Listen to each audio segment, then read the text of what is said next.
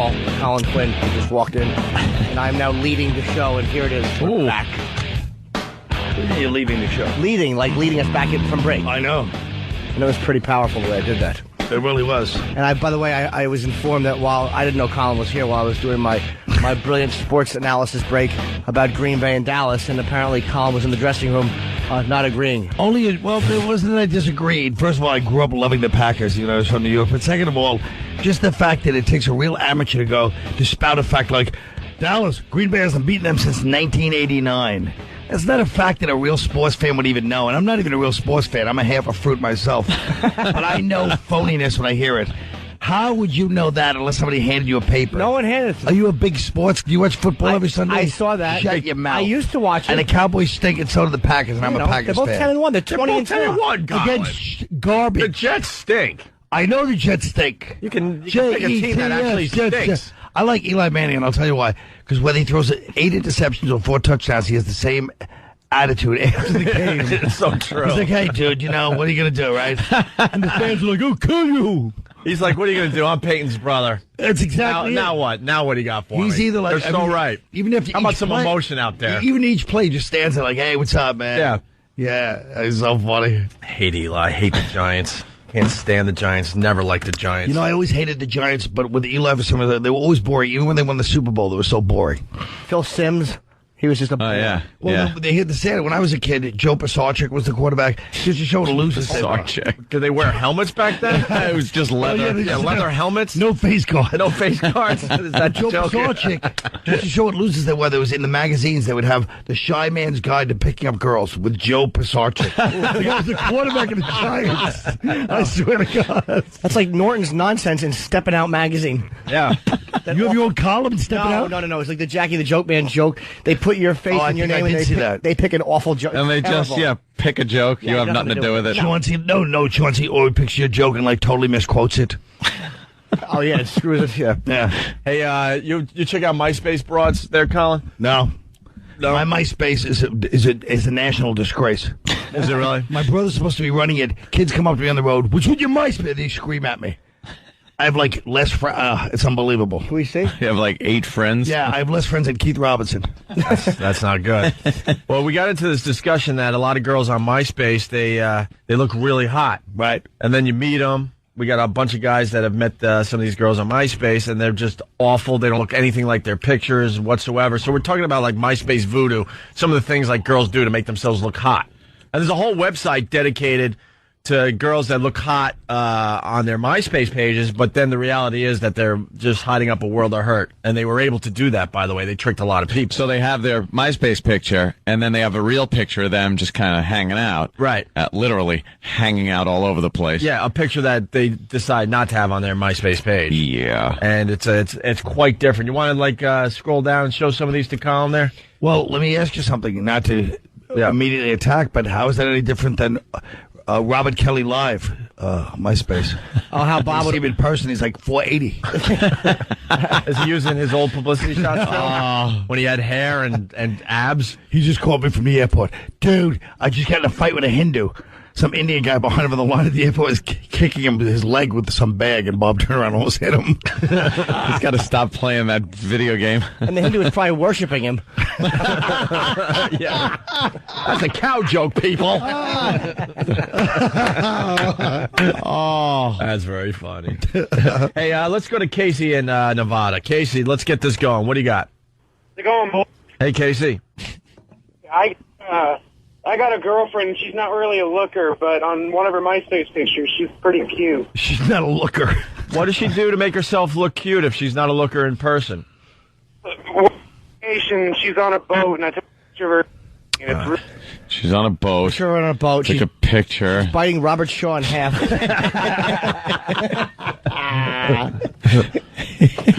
All right, well, your phone's crapping out. Maybe you can call us back. Let's go to Baltimore. Drink to your girl. Yeah. What's up, boy? Hey, Jason in Baltimore, what's up? Hey, what's up? I met a chick off MySpace. Should I not give her name out? Nah. Yeah, I'll give her a name. No name. Never mind. All right. She was cute. Little bit, not dumpy, but, that sort of cute, chubby. Yeah. Okay. And she had stealth boobs, which, have you ever experienced this? No. No. It's, where the bra makes the boob instead of the boob making the bra. Wait, the bra makes the boob instead of the boob making the bra. Gotcha. Exactly.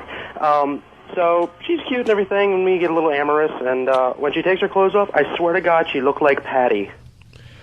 Well, Patty's a mess. Oh, Yeah. You got a little amorous? you can't talk that way on regular radio. I know, so that's a little, that Clean might it get up. dumped out of. Yeah, that's a little crazy. We don't want any FCC fines or A anything. little amorous. Colin's MySpace page is a national disgrace. Terrible. It is horrible. The first is the picture of him and Jerry Seinfeld. Where? That is up here in the Hold on. I haven't seen the it. upper left-hand corner. Are you friends with Jerry? That's like his Jerry loves picture. I know you are. And by the way, It's embarrassing. this is what it says MySpace comedy, Colin Quinn, and then it says stand-up / as seen on TV. Yeah, what is... You're an awful product they're selling on WPIX. You're a Floby. Yeah, you're... Oh my God! Colin was made by Ron Popeil. And there's a picture of him and Jerry, which kind of annoys me because it's so much better than my picture with Jerry, which is me on the steps and him standing above me at the Comedy Cellar. hating me. Well, you know how I feel about all your celebrity pictures. They're fantastic. I'm praying a celebrity kills you Why? because I hate it. Why? I had fun. I told you a long time ago. We have a lot to discuss today about your attitude, and I'm going to start as soon as I feel the time. By the way, and now with the rest, here's what Colin's page is. It's a picture of Colin on stage. His hair is kind of a mess. He's like got his it's a typical Colin pose. He's kind of standing there just with the mic in front of him and his hands in his pockets, kind of laid back. But it's the same picture, one on top of the other. It's a tightly tiled background, which means instead of just having you on stage at Joint in Las Vegas, it's 800 pictures of him next to the same picture. It's tiled. Yeah. I don't think my brother put this up. I don't know what this is. I honestly... This is your MySpace profile. It is. It's Yeah. MySpace. I got to do something. It is. This isn't a fan site. This I gotta was clean made up my by act. you or somebody very close to you. And by the way the dates are, there's no clips of Colin or that I can see. It's like you click on it, right? And I it's have no CDs. I'm a wreck. a bunch of dates. Like It's the end. Colin's Colin's at Gotham. What are you at Gotham tonight through Sunday in New Yeah. York? Yeah. He's here in New York at Gotham Comedy Club. Ooh, And he really is commanding the show. He throws in the plugs organically as he crashes Well, I would you. like to. Well, no, it's not- Organically as he tries. but He's it's a the pro. truth. All right. I mean, but it's just listed. Hey, Jim, I'll say the joke that you thought was funny from 12 to 14, and so did I. Hey, you're a real pro. Phylactic. Let's go to Arizona. Matt, what's up? Good morning, boys. Good morning, Matt. Yeah, I dated a girl. She had those MySpace voodoo pictures. She was disgusting. She looked like a little 12-year-old Mexican boy when I met her. What was good about her picture What's the then? downside? Well, she had a cute face when she exactly. She had a little bit of hair on her chin too, which was really sexy. I once actually slept with a girl with a goatee years ago. Yeah. Well, what did she? Horrendous. But the point is, what did she do on her MySpace picture that attracted you, and how did she hide all this crap? She had a vagina. That's what attracted him. All right, thanks. Let's go to Let's go to Pete in Jersey. Fair She enough. had a vagina. Pete, Hey, what's going on, boys? what's up? Hey, listen to this one. Go to meet the chick on MySpace, and she puts a picture of herself from like 10 years earlier. And then you go to meet her at the bar, and she looks all of the 45 that she really is. Yeah, they do that all the time. It's an older God. photo. You have to look at other stuff in the picture. Like if Yeah. you're getting out of a car that was in Freebie in the Bean. You should probably... Phoebe in the Don't bean. you joke like that. They'll remake that movie and ruin it, too. I can just imagine. Let's go to Mike in Pittsburgh. Mike, Hey, what's up, guys? hey, go to that website, E-Rock. What's up, Mike? I've been burned a few times. I checked out a few girls who look totally smoking hot, but their photos are cropped out, their faces are like blocked out. Yeah. It's like a mirror shot, and then you go up and you meet them, and their face is just like divots. Disgusting. Hey, is that a real picture on that website, E-Rock? That one I'm not sure. Oh, I come think on. It is. I'm That- starting that to girl's think it's a huge. real picture. Oh, it is a real picture. That girl's gigantic. She may have had. There's a picture of a girl laying on an orange blanket, and she looks like she's probably 500 pounds, and she's propped Yeah. up on her arm with her breasts kind of like in a sexy little top, and like the middle of her looks good. Like her face and her cleavage looks good. The rest of her, she looks like just a sea animal. So, yeah, if you show just the face and the breast, she looks like she could be a skinny I believe girl. they would call that the MySpace iceberg. Yes. That's like 90% of it you can't see, and it's the most dangerous part. Yeah, it's cropped to the point where you see her cute face and her cleavage, and she looks like a regular looking girl. Human being. She looks like a human being. And then you realize that what she's not showing is a really, really, really large. Yeah, she should have Carrie Fisher on a chain. Right. What are some of the other ones? What is this website, by the way? We'll link it up. All right, we'll link it up. I heard Chris Hansen is doing a Catch a Predator with those girls, where he brings them and it goes, "What's wrong with you?" He goes, "Sit down. What are you doing here?" Yeah. I'll be right back. Look at you, you fat pig. And they don't even answer. They just go right for the cookies. They don't even use their hands. They keep their mouth in the bowl. It's worth it when they try to run out and the cops throw them on the ground because it's so fat it looks hilarious. All right, go to the other one. So then they talk about the MySpace angle, where the girl figures out what angle makes her look good, usually like a profile shot. And they're showing an example of this girl. She looks really, really hot in her profile. It's a side shot. She's looking to the left. Yeah. And then there's another picture of her, which is more, from her breasts up, and you can tell that she's pretty large and should be playing for a football She's an team. elephant. Yeah. And what they do is they use the hair to loop under and cover their neck. Oh, yeah. Yeah, so you don't see the neck fat. Yeah. Right. All right. What's That's the next a good one? move. Here's something that happens on By MySpace. Steve Miller. Back in Yeah, the 70s. right. This is the very large glasses to hide a fat face. Yeah. They're showing a picture of a girl. She's got the very large kind of like Paris Hilton sunglasses on. The old guy that just got cataract surgery glasses on. But the stylish version. And she looks like she could be a cute blonde, right? And then you take the glasses off, and it shows how fat her cheeks are. Mm-hmm. And it's a much different. They all wind up looking like field hockey players. Yeah, they really do. The Asian one's not that bad. This girl, she sucks in her cheekbones. Yep. So she has really nice cheekbones. The picture is kind of from above a little bit, and it's a side shot with Hair is strategically placed. right. And she's sucking in the cheekbones. You see nothing but cheekbones. This girl looks like Carney Wilson. Well, Or was it Carney Wilson? Yeah. The fat one? She Yep. actually John looks Panette. like. Yeah. She actually looks like Carney Wilson when she's not sucking in the cheekbone. the angle you're seeing is picture like she's a little bit below you and you're to her left. So she's probably holding the camera with her left arm and taking the picture from above. And like She has no friends. she Yeah. shouldn't. She shouldn't Take herself. And she has her right hand up like stop, like she's holding her right hand up like she's doing some sassy pose. Sassy. All right, what's the next one? What a manatee. Oh, yeah. This one is really classic. This is a risky move. Very talented, this girl. She's wearing nothing but it looks like a bra and panties. Yeah, little boy shorts, right? Little boy shorts and a bra. Or a very short skirt.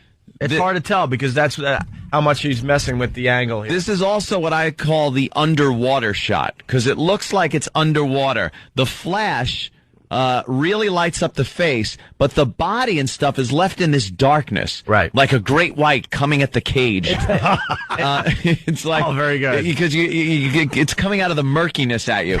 She's leaning over now and hiding 90% of her body. Well, because from the top angle, you can see the breasts in the outfit Yep. and then the skirt. Like and her face body- is right there in the picture, and like Ann said, because she's leaning her face forward, Face is right in the picture. the fatness is way behind her, so it looks thinner. The other thing she's doing to kind of trick you here is using that artsy black and white. Yeah. Yeah. You know, because she knows in color she looks awful. And then the next picture is her during the day, outside, color photo.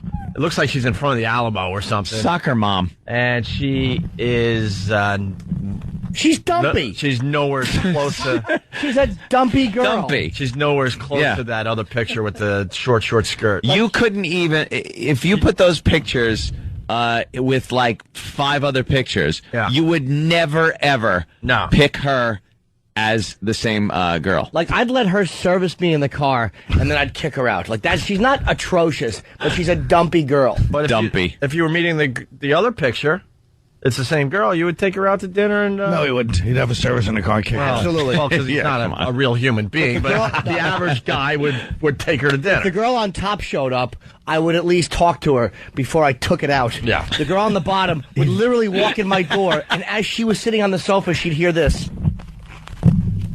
Zip. Wait, no, I thought that would get a big, like, buckle sound. Now the buckle sound didn't really work. Yeah. Yeah. Very well. That's you need a Foley You're a engineer. little rusty since your enema on stage closer days. Oh, you remember that one? Props. Oh, yeah, when I would hold the fleet enema. Oh, ugh. What's the next one, Did it ever occur to you guys that these pictures say more about us and what where values are than the ladies? Yeah, but we don't like thinking about that. We feel better about ourselves by making other people feel bad, Colin. Now, You know. Oh, do I ever? this next picture is a girl. Same thing, kind of that artsy, not black and white, but one shade of color. You can tell she's kind of a chubby girl, but Picture's way overexposed, too. Her Yeah, face. go for the Natalie Merchant Yeah, vibe. her face looks smooth, like there's not a blemish on it because, like Ann said, it's overexposed, one shade. That face isn't bad. And then the Not bottom, bad. Rocky Dennis. Right, she's got... It's Rocky It Dennis. says at the bottom, picture taken by local Erie fag hag. Friend, high school friend and fag hag. The other important thing to point out with the good picture of the two, she doesn't have her mouth open. She's smiling and covering her teeth. And we find out why. She has horrific teeth. Yeah, there's a problem there. She usually wears glasses and awful glasses, and she has all sorts of acne on her face. Well, I like the way It's I like like, the way he does it, rosacea. like Jim Garrison. Yeah. And he goes, he's like Jim Garrison in the Kennedy assassination. Yes, She JFK. doesn't open her mouth, and then in this picture we find out why she's got awful teeth. This country was founded. Remember, you're dying orthodontist. She has gigantic gums. Yeah. And like, if you look at her teeth and gums, there should always be more tooth, but it looks like a pink and white even separation. Like her gums are the same size as her teeth. Way too much It's gums. disgusting. Let's say hi to Tara. She's Lot from going New on York. there. Tara, what's up? Hey, how you guys doing? Pretty good. Your girls do this all the I time. love you guys. Yeah, cool. Thanks, Tara. I have friends that, are addicted to MySpace Right. and actually convinced me to get mine after years. And this one girl that I know is a large girl. She's a large Takes her picture. Great big fat person. Yeah, She big large. through the hips, roomy. Roommate? Yeah. Look, we're all pretty big, and I'm a big girl, and I'm proud of it. But I'm honest about it. Listen to this show. Well, I'm honest about it. If you look at the page, you'll see all That's my good. pictures. All right, we get it. You're honest about your you're fatness. honest, What are you fatty. trying to say Okay. about this subject? If you looked at hers, all her pictures are like you said, the iceberg pictures. Yeah. Where it's just the face and the chest, Yeah. and nothing from the boobs down. Because he's shaped like a pear. No, more like a pumpkin. More like a pumpkin. Just a big round fatty. It's like you ever see Barton Fink where John Goodby goes, okay, I have a weight problem. All right, Tara's now listening to herself. Could you go back to that website? Sure. I don't know why you need to go. Where are you going, Come Iraq? on, man. Finding something else. Just pay attention. You could find something else. By the way, there's another girl on there, and she's got the angle up like where she's holding it like holding the camera above her head, looking straight up at it. Yes. Right? Yeah, that. Let me tell you what that does. Thins the face out. Her hair is placed by her cheekbones, so that thins the face out. She's got bangs that kind of go into her eyes, and the camera is on the ceiling. Right. It's like she's looking into a ceiling fan. And that so keeps the fatness Instead of what you far should be away from doing, the leaning into camera a ceiling lens.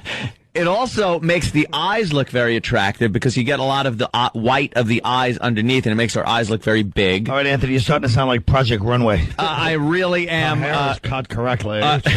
Yes, of course. She's gorgeous. But then the reality is, what is that? It's not the same person. She's at some kind of street fair. It's daylight. She's with the crowd. She's giving the peace sign. She is the crowd. Yeah, and she is. This can't be the same girl. The other picture looks like a girl that would be easily 150 pounds heavier than the one we're looking at. And then you realize the ceiling fan she probably avoided because it reminded her of when propellers would hit her back while she was in the lake on the boat. What a fat body. And believe me, Yeah. I've hooked up with girls like this where you talk to them and they Oh, we say- believe you. Yeah, believe me. You might not believe this one. But Believe me, you. She actually looks like a girl that I met up with before MySpace. It was when Which I was picture? the bottom one. Oh, of course. Please. All right, let's go to Vinny in Jersey. We got another example as we talk to Vinny. Vinny. Vinny, what's up? Hey, what's up, guys? Hey. All right, yeah, so I met this girl on MySpace. It was about last year, actually. She looked cute in the pictures. You know, the lighting was all good. She had this nice, fine blonde hair, pretty face. So we agreed to meet. All right. So I meet up with this girl. She steps out of the car, and I thought I was in Mario World or something. I swear to God, this girl's like Kirby. She was what?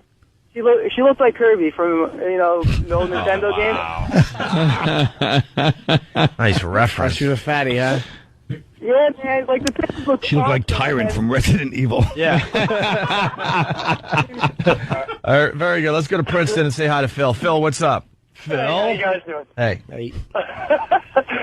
You missed a real biggie here. It's the women that go to the mall and get a glamour shot with a fuzzy filter on it. Yeah. Oh, those glamour shots. Yeah, fuzzy filters. There's another Wow. trick.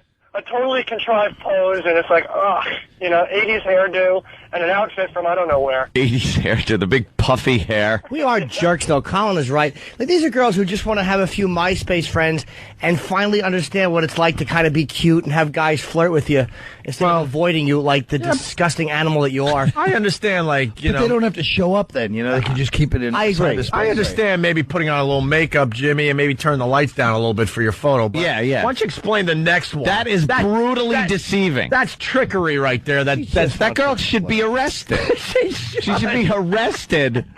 The next one is amazing. Yeah.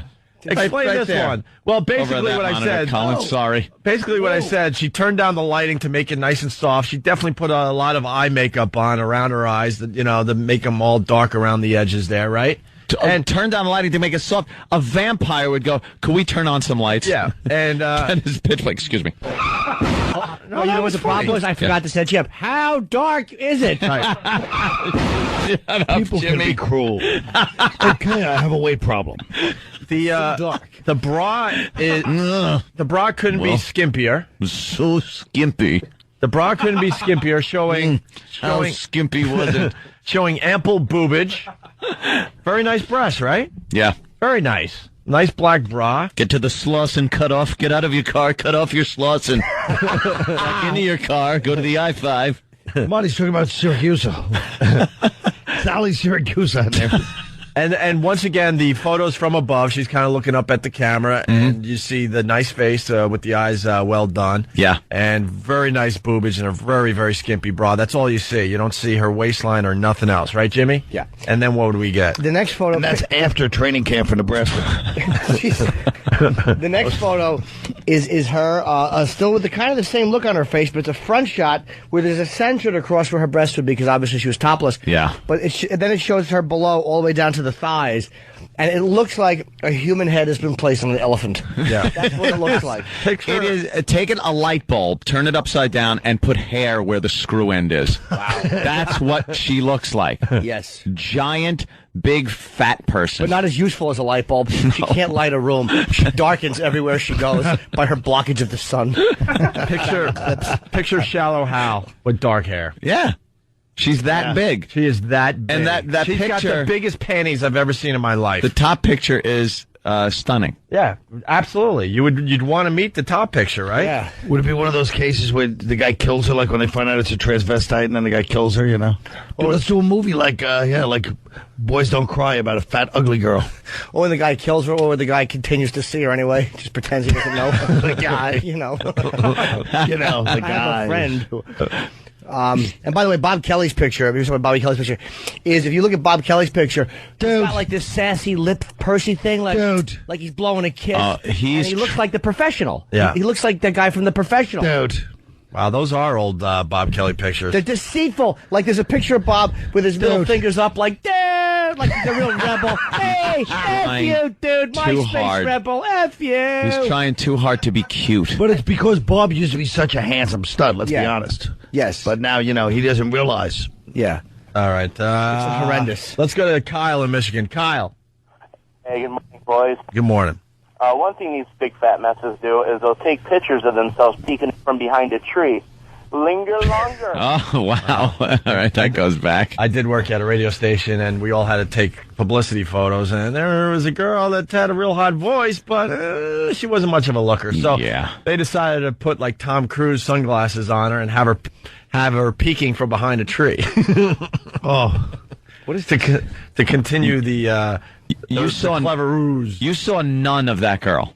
What do you mean? None of it. Like, No. it was a tree, the side of her hair, and glasses. I don't want to blow up her spot. She's No. really nice, but she had such a hot voice that the radio station understood. A lot of guys were listening to her at night because they're picturing a really hot girl because her voice was so hot. Mm-hmm. But then, this web thing became huge, and everyone needed their pictures online, and like, ooh, what are we going to do? So it was Tom Cruise glasses and a tree for her. So there's another website? What's this one, E-Rock? What is that one? This one's called The Truth About MySpace. It shows you all the different poses and Is it techniques. thetruthaboutmyspace.com? Well, what is this one? Drunkreport.com. Better be. And then you can find it /MySpace. The Truth About MySpace. Yeah, the one we didn't talk about, the blurry picture. Go to that second one, E-Rock. Can we see the second one, the Asian girl? The Asian girl, the self-portrait is used a lot. Why would it be at The Truth About MySpace? Why would it be? What are they doing? They're showing you tricks, but you can't see what the girls really look like, so these might not be tricks. Yeah, but they're talking about extreme angles, the up-close dark photo. What else? But they're not showing you the girls as they are. Like, these could be the way they really look. This could be an accurate representation of the girls. The long hair. First of all, Jim, you just saw it for 1 minute. The guy worked a long time on it. Why don't you give it a break? Quit critiquing the guy's critique of MySpace and let it slide. No, I want more detail. He's not giving us details. Well, they're saying that when you see the obvious photo of the goods, they call it, like, the girl down below, and she's not willing to show her face, that's a problem, too. No, she just knows what a man wants. No one cares about her head. She can have advertising taped to her face for all I care. If I show up, she can have a Petco sign on her face and nothing. Nothing. You just kept going. I know I did because I felt we didn't know where the pause was. I felt disinterest and silence. Stop. We needed a period there, so Let us we know laugh. that the sentence was over. Well, I figured I would use that to I would say I'll take the fact that everyone here sees me bombing, and I'll spin it into a good one, and it just the Petco one work. did nothing. Let's go to Jeff in New York. Jeff says dating websites even worse. Jeff. Hey, what's up, guys? Hey. Yo, your shows have been on fire lately, for real. I just want to let you know. For real, yeah. Thank you, sir. You have no idea. The photos on these websites are like glamour shots compared to what these broads look like in real life. Yeah, that's what we're getting at for the last half hour. Yeah, I can understand on a dating site though, but again, wouldn't you be embarrassed to show up? Like, I would rather show pictures of myself that are less attractive, so when I show up, they're like, wow, you're a little cuter than I thought you'd be. I think everyone tries to look good in a photo, but there's a point where you're just being ridiculous with what you really are. Like, if I want to meet a girl, I'll take a photo of myself. I have a sweater and I have like a collar straight under it, and in front of a fireplace. That's a good look for you. It really is a gentleman's photo. Yeah. Let's go back up to Boston. Listening on BCN, it's Charlie. Charlie, what's up? Charlie. What's going on? Hey, man. Hey, what about a nice, accurate picture of a hot chick, and then when you finally meet her, you see that the arm crutches that she wears were never in any of the photos. What, like the arm braces? Did that happen to you? Yeah. So you Yes, it did. so you met her and she comes popping out of a car and then starts walking over with her crutches? Oh, she was already sitting down in the bar, dude. Oh, wow. Very nice. Let's go to Elena, I think, in Boston. Elena. Hi, how are you? Hey, Elena. I just want to say how horrible I think MySpace is. My husband was put in jail over somebody copying his MySpace page, and no one did a thing about it. Wait. All right. Wait a minute. This sounds interesting. Yeah, we're going to pick this story apart. Hold on, Larry Craig, family member, believable excuse. What? Yeah, what are the details of this? Details. Okay. Somebody copied his MySpace page, copied just his picture, made that fake page private, and what they did was they sent his ex-girlfriend a threatening message. No, because IP address would be revealed that it wasn't from him, and he would not have gone to jail. Oh, well, here's the best part. The DA, the courts, no one ever did anything about that. If they did their job right the first time, he never would have been taken to jail on my birthday. Well, hold on. Who was his defense lawyer? Was it Arthur Kirkland? She doesn't care that he went to jail. She just cares that he went to jail on her birthday. Anyone else pick up on that? Yeah, ruined my birthday. She doesn't care that he went to jail. You self-centered. Why do you have to do it on my birthday? What happened with the ex-girlfriend? What happened? Yeah. Oh, I don't know. Honestly, no one knows where she is. No one really gives a crap about where she is. Oh. But all I know is that she's living a good life right now because she doesn't have to worry about what's going on. She's in the clear. Breathing. I just thought it was her. So wait, miss, you're saying that he went to jail for a threatening MySpace message? You're not telling us that everything. he didn't send, and then the girlfriend disappeared. Oh, yeah, they also found dead bodies in his backyard in shallow graves. But Here's where she is, she said. Yeah. No, this actually happened back in August. No, like I said, if they did their job right the first time, he never would have gone to jail. Then the funny thing was, he was sitting at my work, at my old job, when the message was sent. No computers. I mean, it's the Angelos, for crying out loud. So, miss. No computers, no nothing, no internet. Why was he doing it at your job on your birthday? Exactly. What do you do besides sound like Pacino's wife in Dog Day Afternoon? He was at my computer on my birthday. He says, "Send the MySpace message, you fat pig." I says, "He gonna kill me and throw my body in the river?" No. The court date was on my birthday. It was a month later, but the court date. Oh, get over it. You'll have enough birthdays. Right. Exactly. Hopefully that'll be the last one. Enough about your stupid birthday. What happened? You want a gift card? We'll send it out. What happened, though? Yeah, what happened, miss? A threatening message. What did it say? If you don't let me see Riley, then I'll take care of you. All eyes will be on you. Some bull crap like that. But it's quoting Tupac. How long has he been in jail? He was in jail for 23 days. He's out now. But So for that message, he went to jail. Huh? He went to jail for that message alone? Yeah. No, I don't believe it. One threatening message would not get you a month in jail. No. Oh no. Well, apparently someone did the same thing last year and put him on probation. Was it on your birthday? Her birthday. Enough about your birthday. I think this girl likes her birthday, huh, Jimmy? She loves her birthday. Perhaps more than that. All right, Elena, we don't buy your story. There's more to it that you're not willing to reveal, so we got to take it by the end. My opinion is your husband's a creep. Yeah, you're being naive. What, someone set up another threatening message that wasn't from him? Yeah. Stop it. All right, let's being naive, Kate. One more before the break. It's K, by the way, not Kate. K. Jennifer and Rockland. Jennifer? Kate. Hi, boys. Hi. I never did the MySpace page thing until recently, and of course, this weekend I happened to leave Jimmy a comment. And I'm freaking out, thinking y'all talking about me. No, I actually. Well, let's see your picture. We'll tell you what's going on. Go to my page. E-Rock's going to my page. Did Jim respond to the comment? No, Jim did not respond to the comment. He's got thousands of people leaving comments. He ain't gonna comment. Of course, there's a million people. Well, when did you leave the comment? I'm just thumbing through a few of these myself, trying to. What? People are giving me links to MySpace, and right. He's in there just hey, horrific. Jennifer, can we look at your MySpace picture? Why you do some of that MySpace voodoo? No, I don't. By the way, we want everyone to throw MySpace voodoo in Google today. MySpace voodoo. Did you try to take? Did you try to take a sexier picture than maybe you should have? No, I did not try to take a picture. I just took pictures that I had. Oh. So you get points for honesty. Yeah. All right, we're jammed up here. Hold on the line, Jennifer. We'll try to get back to you after the break. We got Colin Quinn in studio. He's playing Gotham Comedy Club, what, Friday, Saturday, Sunday? Yes, Thursday, Friday, Saturday, Sunday. I was trying to show Colin how a real page was set up, by the way. Not just the same photo 30 times with your dates in white, which are hard to read. Yes. Have someone else do your page. Yeah, go down to the top, just real quick, just show them. Go down to the top of the page. Who does your page, Jimmy? My agent. And I answer the emails. To the very top. First of all, nobody asked you part 2 of that. You don't answer all your emails, you liars. I do. Let me explain. Shut up. Let me explain why Jimmy. Let me explain why Jimmy wanted us to go to the top of his MySpace page, because there's a huge banner that says Jim Norton in concert, New Year's Eve, Northport Theater, Westbury.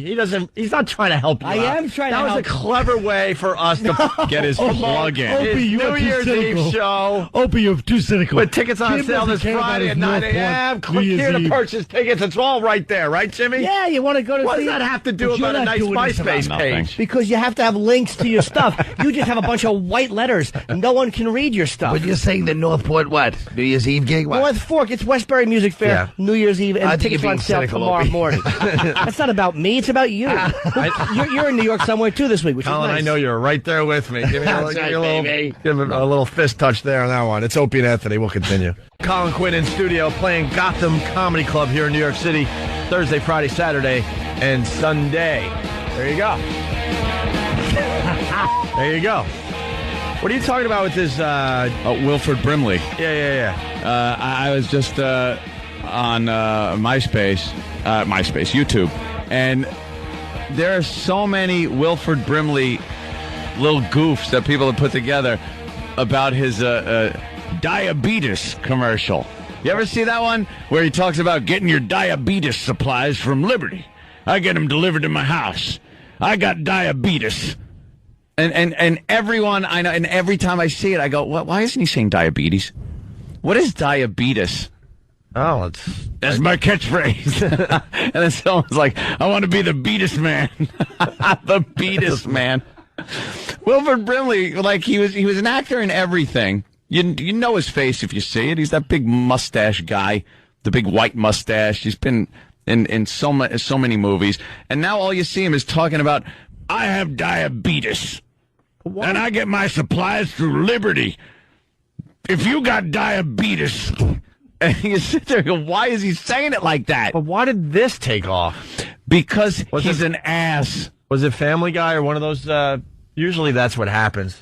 I don't know, but like now Family Guy or South Park will make some obscure, joke about somebody from the past, and next thing you know, it's a YouTube sensation. There's like remixes that people have done and parodies that they've done about him. Oh, is that from Family Guy? Why don't we get some of the Brimley stuff for tomorrow's radio show? Get some Family Guy stuff. Because now that I see you searched it on YouTube, there's hundreds of them. It's just one of those things that you think you're the only one that's thinking it when you see it, and then you realize, okay, everyone thinks this guy's an ass and is saying, why is he saying diabetes? We'll have a lot more tomorrow, but we got a little taste for you today. Diabetes, diabetes, diabetes, diabetes, diabetes, diabetes, diabetes, diabetes, diabetes testing supplies. Diabetes. Come and rock me, diabetes. But dude, doing a song like that, how do they not think you're using it goofed on? See, Jimmy, I don't think you understand. Diabetes. Yeah, it's just one of those commercials that pop on and you're like, what's he doing? It's all over YouTube. Big Everyone's fat making their Wilford remix. Brimley. All right, Well, he was scary in The Firm. God, could they have gotten a bad guy? He was just a nerd, the Quaker Oats guy chasing somebody with a gun. It was idiotic. That was pretty creepy. They did a good parody on that one, on Seinfeld, I guess, with the mail delivery one, where Kramer was protesting the post office and they pulled him in. He's the postal inspector. That was a very funny one. Well, regardless if you know it or not in the room, I'm sure there are plenty of people listening going, I saw that, and I found it very funny. Hello, Newman. Right? Yeah, that's it. Colin's with you. Sure he is. Colin's right Colin there knows with that. you. You know, you have a picture with Jerry on your MySpace page. You should know every episode. Yeah, you would think you would have seen his show. I'm the opposite of those girls. My MySpace page is so horrendous. It drives people away. It doesn't attract them. I know, but you talk about my celebrity photos, and you're a celebrity. Although one of minor stature, you are a celebrity. I'm not minor stature. I'm just descending rapidly. No. And Don't patronize me. He goes, no. No. First of all, if I am or not, your opinion is not going to matter either way. Now go on. Well, I'm just saying that. Shut up and continue. I am. I can't shut up and continue. Those things are they're antonyms. This better not end with Northport Theater or North Fork Theater. No. I'm done. Who cares about tomorrow morning tickets on sale? It's irrelevant. Yeah. I'm talking about your picture with Seinfeld. You're a famous guy. You have a picture with Seinfeld on your MySpace page. It's a disgrace. Yeah, it's true. What's his picture on his MySpace? It's probably not with you. It probably isn't me. No, it's not. Does he even have a MySpace, you think? I'm sure he does. I bet he doesn't. Hey, we got a great little news story. It is Perv News Thursday. We love to find these little pervy stories, and this one's a classic today. Check this out. An Oak Creek man accused of planting a hidden camera in his friend's bathroom will spend the next year in prison. Wow. Only on 12 News, Caroline Leiders reports on an emotional morning in court for both families affected by his crime. Sean Komorowski came to court asking the judge for probation, not prison. If I could take the pain away, believe me, I would. He admitted to the crime. He bought this camera clock radio at a Sharper Image store and for more than a year collected the video images it captured from his best friend's bathroom. Oh, God. Who is he watching? His buddy or his buddy's kids? We'll find out more, but... doesn't matter. The guy sounds like a poor slob. Let him go. Well, that's what I was getting at there, Colin. He's a disabled man. Yes, can't even Disabled little pleasure. man plants camera in best friend's bathroom. Now, why the bathroom? Because he likes that activity, or is that the only place his little crippled body could get it to? He was trying to get it onto the mantle, but it was too short. Disabled, your whole life revolves around the bathroom, so it's associated with a lot of things. Oh, very good, Colin. Look, I'm telling. It's true. That's true. His little twisted body Old in the target bathroom. chest. You know what? Let's sad. Do you think he should go to jail now? Part of me feels a little bad for the guy. Me too. Really? Disabled guy probably didn't get any action his entire Just life. wants a little thrill. Just wants a little peek. On To Catch a Predator, they had this young guy, and the guy goes, "You knew she was 13?" He goes, "Yeah. I'm sorry, I'm not going to lie to you. It's one of my fantasies." Chris Hansen's like, "What?" Yeah. I don't know what this guy was... Okay, you're free to go. I want to make it perfectly clear. I don't know what this guy was peeking at. Yeah, what the hell's he looking hoping at? it's hot, college co-eds, but... I thought it was his buddy. It's his buddy's house, so I don't know what's going in his buddy's house there. Is it Maybe his kids buddy or- was a real swinger. Wait, had the buddy, maybe. Had the buddy not know, and he goes, "Here, put this clock in your bathroom. Could you turn it to the left a little? Why? Just so you can see it better." It looks like that stupid clock in Scarface where the 12 is missing. Big black hole. Bunch of savvy drug dealers don't notice there's no 12 on the clock. And he wants her to put it on the tub ledge, so it's at the level of the guy's ass. Like, how stupid are these people? Could you put it on the ceiling and aim it down to between your legs on the toilet? Hang this clock from the ceiling. Komorowski's parents begged the judge for leniency, saying since childhood, Sean's been teased and tormented because of his physical disabilities. His mom told the court the same disabilities that made him a target in school would make him a target in prison. The world is a... Wait. What's the disability that makes him a target? His ass starts at the back of his neck and it ends at his ankles. He has a giant ass. That would make him a target. That kid's all ass. And it's a birthmark, and it looks like a tattoo, and it says "I dare you to" right over the ass. What's his disability? The world is a cruel place. Mm-hmm. I don't want to imagine what it would be like for him being behind prison walls. But his victim said prison is where he belongs, that this camera violated their privacy and took away any sense of security they had. In the end, Judge Joseph Donald agreed. This court finds that the probation recommendation would unduly depreciate the serious nature of this offense. He sentenced Komorowski to a year in prison, his family devastated, saying he needs help. His victims, who didn't want to be on camera, were relieved. But they don't want to explain who the victims were. And what was his disability? I don't know. And show the video from the clock then if they don't want to show up. They said his disabilities. It was Komorowski's Polish. He was sentenced to prison time, and that made me feel, that's going to make me feel a little bit safer. Oh, sounds hot. Komorowski was the best man in the victim's wedding and had been friends with them for more than a decade. Even though he did plead guilty, he never said why he committed the crime. Why do you think he did? He liked looking at toilet footage. That's my educated guess. Yeah. Idiots. He's a bit of a voyeur. Yes, Danny. I just wanted to make it clear that the victim was the friend's wife. They do show her in the footage. With Was her she face hot? blurred out. All right. That makes more She sense. was a mess? Yeah. She should have been flattered. Oh, so he was probably taking like tub footage and stuff and shower footage. Yeah, I'm assuming that it was probably her, getting out of the shower. How'd they catch him? So what's the big deal? That I don't know. The guy was desperate, obviously. Well, yeah. And how would he sneak into the bathroom to unload tape? How'd that happen? I don't know the specifics of how that specific camera works. So I mean, that's what Jim's trying to get to. Of course it is. I mean, if he was best friends with the guy, I'm assuming that he had access to the guy's house on a fairly regular basis. Colin and I are good friends. I've been in his bathroom once in 6 years. Yeah. which means I have a lot of footage to collect. If you remember that clock I gave you. All right, we got one more quickie before we get out of here. Perv News continues with this fine story. He calls himself baseball player. Some holiday shoppers, though, are using a few different terms to describe him, or at least his actions. That's disgusting. Disgusting. It's disgusting. Oh, there's your... I love it when the local neighbors, resident. those who contribute nothing to the story. Yes. What are they going to say? That's Oh, yeah. fantastic. What's he do, this guy? We're going to find out, but obviously it's something horrific. So wait, we're hearing the opinions of neighbors and other people before we hear the crime. Well, I think it's opinions of shoppers. From what I got from the beginning of that story. Shoppers? Some holiday shoppers feel there's another word. Oh, holiday shoppers. People that are standing online for a Wii or something. He's getting in the way of the commerce thing. Can we start over again, please? I'm sorry, my Here we go. apologies. Running out of show. He calls himself baseball player.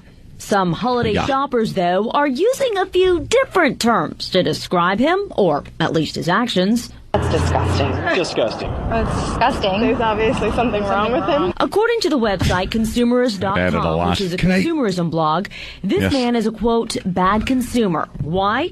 Because the 21-year-old college student who likes baseball and camping also likes masturbating in the Arrowhead Town Center in Glendale. These days, I tell you.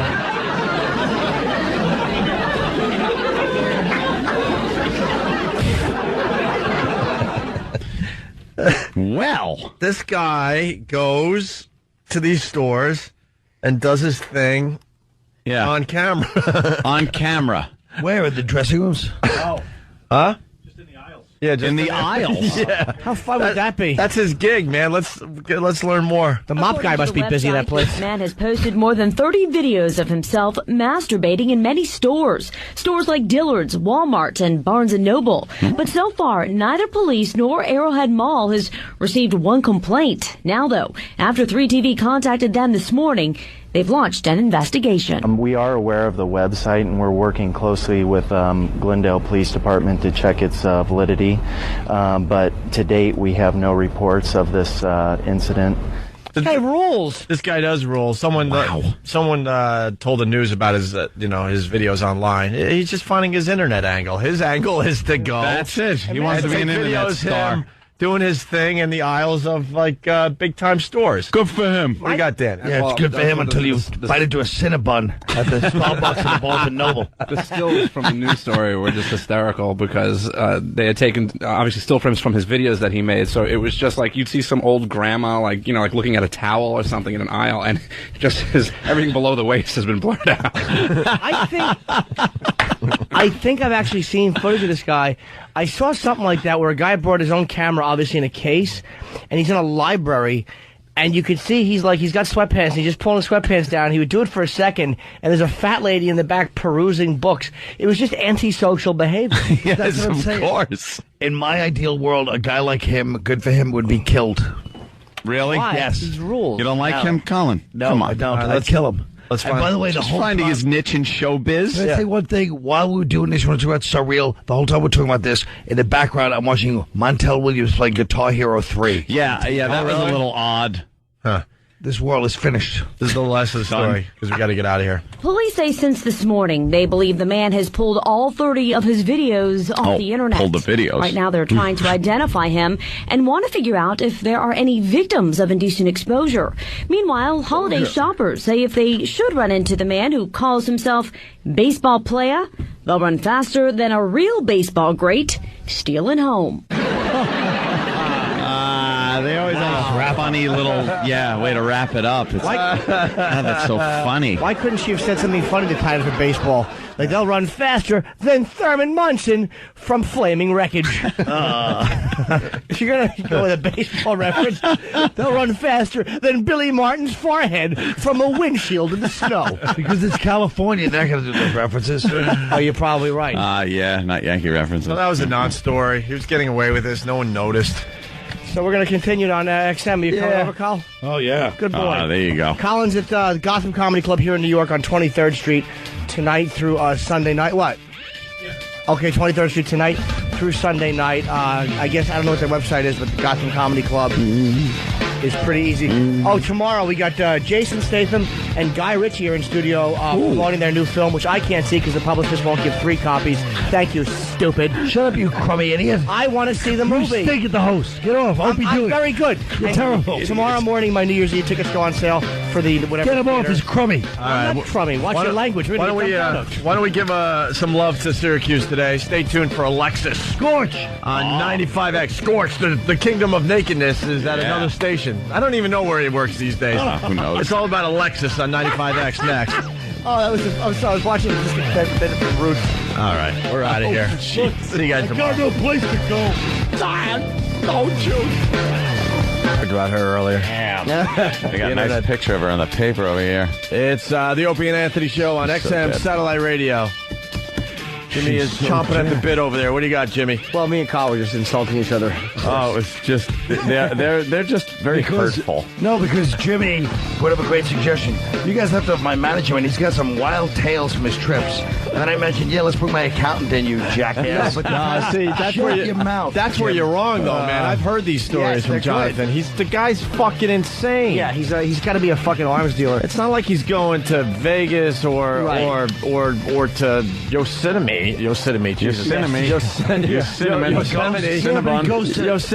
This guy is like, he's got pictures of African kings going by with armed guards as he's on the side of the road for the parade. He's like Jay Peterman from Seinfeld. Yeah, you know that show. It's not exactly. Yeah, it's not exactly like my mate. There must be Bring it up again. Huh? Excuse me. He's a guy that sells 700 Sundays in Sierra Leone. So I'm really not that blown away. Well, Sierra Leone. He went to Mr. Corleone. Michael Corleone. He just travels a lot. So I was just mentioning that, and as we were talking, Colin just was saying, why don't you bring on your accountant? And he was dismissing me by not looking at me with his fucking awful middle finger pointed at me. Yeah. Which I thought was definitely disrespectful. Well, here's the thing about Jim. As you guys know, I spoke to you guys briefly at the Pat Cooper roast, and I said I really discussed it with Jim. And as you know, I'm only half joking when I say things like that. Yeah. And I mentioned that. Here's what bothers me about Jim. What? Okay, I've mentioned this to him before. Okay, we're in the car one day, and I was probably taking him. He drives me uptown in his crummy car, non-celebrity car. The fancy caddy. What are you talking about? It's a caddy that looks like drove you uptown. Obviously, you haven't taken a ride with Jimmy in a while. Camry caddy. It's a Camry caddy. It looks like a Camry. It feels like a Camry, and nobody knows it's a caddy unless you say it. Caddy actually took the insignia off. So we're in the car, me, him, and his girl. And, so maybe I was singing him a little hard. You forget sometimes because we're comedians and we bust balls. But when you call Jimmy, I kept calling him an ugly creep and how he's worked out to look mediocre. And I forget that, even though we're comedians, we bust balls, probably his childhood had a lot of pain and horror, as it should have. So suddenly, here we are, me being a snide kind of idiot. His girlfriend sitting there probably politely putting up with it. And then Jim outbursts, goes, so what about you? You act like you were at 10 when you were younger. You weren't that great looking. Just with total anger and holding in this nonsense. No. And I was like, first of all, I never thought I was a 10. I was a hard 7. He goes, you were fucking 6. No. He actually thought I was the I'm not gonna, you will not make a monologue out of this. No. He's lying. He's lying. He's lying or he's deluded. Statement? No, this is my opening statement. It's a 40-minute dissertation. That's not true. It's a falsehood. You're spreading falsehoods. No, it's not. I wasn't angry. Here's what Colin does. He was angry at outburst. Believe me, I wasn't mad. Me and my girlfriend still laugh at that house. She's like, what did Colin say he was that day? I'm like, a hard 7. But Colin acts like he's fucking 10 pounds away from the glory days. Like he was fucking... Oh, no, I don't. All right, 140. He acts like he was beautiful, and he was not a bad-looking guy. But that's all I said. I never thought I was you act like you were gorgeous. But that's what I'm saying. The fact that he thinks that... But no, it's true. First of all, even if it had been true, which I know how I really thought, but even if I did think that, why wouldn't you let an old man have his old delusion? Because you're not that much older than me. He screamed. I didn't scream at you. The amount of anger there, and here's my other point, okay? Here's my other point, which I do. What other point? You haven't made one to begin with. All right, here's my first and only point. And he is a lot older than you. He's 10 years older than me. I'm 48. Yeah. I'm 39. You're 9 years older than me. But in entertainment years, Colin is a hell of a lot older than you. Yeah. But here's what bothers me. The fact that he's angry about that. It's true. That was pretty funny, I thought. Well, I didn't think it was an insult, but apparently it was. Go ahead, Colin. Go ahead. Yeah, I don't like the fact that Jim, right after his last special, goes to the club every night because it's almost like, hey, man, I'm a gym rat. I just work at stand-up. You're a compulsive ass. Oh, Take a few weeks off, shut up, and let me finish. No. Quit it. I'll tell you why. I'm not a gym rat. You think to yourself, hey, I'm a guy that just blue collar, I take my lunch pail into the club every night with your fake humility, and I'm putting a stop to it today. Right Why? now. I don't want people... Here's the Shut thing. your face! Hold on. No. Here's You're the thing. compulsive. Take a few weeks off and just breathe. I'm compulsive. Have you ever seen yourself in front of a buffet? Oh, that was hurtful. Of course it was. But it's not true. The reason I do it is because... I don't think a buffet way. I know. I couldn't think of a better way to say it. Was food. good. But the bottom line is I don't want people coming out after seeing the HBO special and seeing the same shit. They're going to get pissed off. It's selfish. I want to make I more think what money. Colin's trying to say, though, you don't seem to enjoy all the success at But times. I do enjoy the success. No, that's I not love what I'm doing saying. stand-up. I'm Is that a trying to chore? stop any enjoyment of the success. Oh, you don't want him to enjoy it. If he has any chance of enjoying it, I'm putting a stop to it now. That's Oh, really dude, what I'm look, trying another to do. chewed pen. The fucking... then they keep chewing the pens. You want to chewing keep... pen? I don't know. Whoever it is going to What are get... you doing? Oh, he's putting it up his There you go. ass. Whoever chews pens, enjoy the chewed pen, fucking cunt. And you chew on that shit. Ew. Now, wait a minute. Yes, that's shit, all right. Jim, you have to be careful with that kind of behavior. No, I don't like... I want to do new stuff, so I was done with the set in June, and I started doing new stuff. You don't do the same material. People come out and see me, they fucking not going to see the same act. You know what? He's a little... I'm picking up something here. What? I don't want to completely bash Besides jealousy? Jimmy. But no. Jump in, please. I'm picking up something. I think Jimmy is assuming that everyone has seen the HBO special. Yeah, you're right. So that he's got to get new material because when they go out, everyone that's there has seen his old material. No one has seen it, but it's more than that. Not everyone, no. But I do think that a good amount of people will come who have seen it. Hold on. We're trying to change the subject. Can I address my friend? I think there's truth in both. No, I don't assume I everyone really has do. seen it. Believe me, I would love to be able to just live off that for another year, but you That's can't. not what I'm saying. What? What I'm saying is that you think you fancy yourself a humble gym rat that goes down to the club and just works it out. And I want you to stop coming to the club, and if I see you there again, I'm going to punch you in the snout. Well, you're never there. What are you talking about, you fucking lonely psychopath? If I decide to go there. You know, you're writing a manifesto like fucking Ted Kaczynski. You're never there. He's just in front of his computer railing about technology and Jews and the fucking lesbians that run show business. What are you talking about? How do you know where I am? He's starting to leave the house again. He's fucking... That's right, I'm here, aren't I? You were an agoraphobic creep. You had to, because Mazzilli threatened to fire you if you didn't fucking plug. Probably had 8 tickets sold. It's like, go on the radio. No one knows you're at our club. Oh, but that's why he's here to plug. It's fine. The hurt that is going on over here. There's no hurt at all.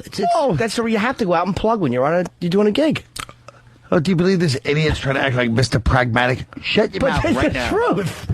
It's reality. I am a very pragmatic, which I think means realistic, guy. I'm not exactly sure what pragmatic means. Colin, what's going Hopefully on it means here? fun and joyful. What's going on with Colin? Actually, what Jimmy's saying is semi-correct in that I have been writing my manifestos. Okay. But they're not really against anything in particular. It's just basically it's a compilation. You know, I have like, what happened was I got ahead of myself psychologically and wrote thousands and thousands of pages. So my apartment looks a little bit like Kaczynski as a height. A little bit like Beautiful Mind. Yeah. So just notes stuck to the walls with strings, connecting bits together. Yeah. And that's the problem. So I've been trying to organize it, but it's very difficult. I wish I had like I fantasize about having like a really efficient Asian like assistant, you know. Oh. Yes, in stockings and of course the other part of it. Yes, but and mail. you know. But I'm just that's what I've been going on with me, you know. Why don't you get yourself a trapper keeper? I used to use those to organize when I was a trapper. Or the 5-section dunk book. But I got like so many, you know what I mean? I was like it is like it's gone a little out of my control. And what is this thing going to be? A book Well, it's someday? like 10 books. It's just so many things. It's too many pages of things. Wow. Are you being serious for once? Yes, yes. Yes. So You weird. just sit there and you're typing away. No, his I don't like is I just go to Opie, like, Opie's like, so you got all the stuff, like, yeah, you're really trying to, like, I was like, yeah, Opie understands. It's like, I got him, and he goes, you being serious? I go, yeah. He goes, Well, it was weird. It's weird. It's weird when you get serious, Colin. Oh, I thought you meant it was weird that I have all my thousands of pages. You're very protective. Yes, you We are. only see one side of you, the sarcastic side. We don't get to see the real sweet We don't get Colin. to see the sweet Colin. You have a big fat shell around you. Looks like I picture you crying alone in your apartment some nights. No, not really crying, you know. There's a lot more anger than me than... Chewing the inside of his mouth like a coke addict. Right. Yeah, there's a lot more, you know. We're just trying to see other sides I of can't you imagine today. myself Yeah. This is kind of an intervention. You didn't realize what you stepped into Well, today. I'm just trying to say, like, I don't see myself as hurting myself before really damaging a lot of people. A lot of other people, sure. My own analysis of it, you know. Really, you don't like when I was in your 30th floor apartment and he steps over the rail and he's kind of hanging on and letting go for a second? You Did you weren't really? doing Yes, that. he was. That's cool. Yes, he was. 36th floor. And doing like the, Yes. where you let go, fall backwards, and then grab the rail? All right, Colin, Well, that's I've a always been problem. like that. That's a bit of a I problem. used to do that on Tough Crowd. I'd lean out the window and hang on. From what? The fucking, on the set? 17th floor. No, the office on the 17th floor. Why would you do that? Wait, could you slow down a minute? That's crazy. Whose apartment was this? His. So you have an outdoor space? It's a balcony. Balcony, and he was on the outside of the railing? Yes, he stepped outside the railing and he's like letting go for not going back that far. That's because the arms still, hilarious. he's just a What were you little bit. hoping for? A really good reaction from your friends? Well, you know what I was hoping for? Butterfingers. He was hoping a stray pigeon would come by and jar me. and snip at his eye. You were hoping for an ounce of care from Jim Norton. The That's last how thing he you gets- see is a smiling Jim Norton looking over the railing. That's how Colin gets love. He can't just say, I need some love. He has to hang on to a rail so we'll all go, no, don't. Like, he wants the value of having everyone appreciate the somehow fact that he's turning my great beginning analysis. What was your beginning analysis? About you. Well, and suddenly it's turn around about me. So what? That's the way life is. Turnabout is fair play, And why I would- always say. And why would you? And you would hang out. That's tough talk. You would hang out the window. Yeah, but that was easy. I don't remember That's that. such a small part of the manifesto. I can't even believe we're discussing it. That's nothing to me. But you do understand, you could have fallen to your death. Yes, but anything can happen. What? But that didn't bother you, or? How far did he lean back before he grabbed hold again? Doesn't matter. not Just far. He was stepping. But that doesn't matter. Just the act of doing it. Dude, I would be freaked out stepping on the other side of the rail, holding on tight. But some people are also very scared of heights. Like Bobby Kelly's been over my house a couple times, and he goes on the balcony. Don't push me. You know, it's like No, he's afraid the balcony is going to fucking just crack under his weight, as he should be. You better up back in a steamroller onto your fucking balcony and letting Bob step onto it. Yeah, he's scared that he's going to go right through that railing with a slight push. He's scared, and the balcony is also scared. They look at each other with a mutual understanding. Just look over me from inside. I'll do what I can for you, kid, but Bob stepping on that balcony, it'd be like an elephant stepping onto a piece of tracing paper. Sure. Poor Bob. Not Fuck here to poor defend, Bob. Right not in here to his fat defend mouth. himself. Fuck poor Bob with a black cock right in his mouth. That's what I say to Bob. Fucking juicy lips. Fucking grab his head and fuck his throat. You got Colin laughing. Or is he crying? Who knows? Are you crying, laughing? What do you got over there, Colin? an elephant of tracing paper. Yeah, Okay, it's I very got good. I don't think it'll hold. Tracing paper. So you're going to be a Gotham, Colin. Yeah.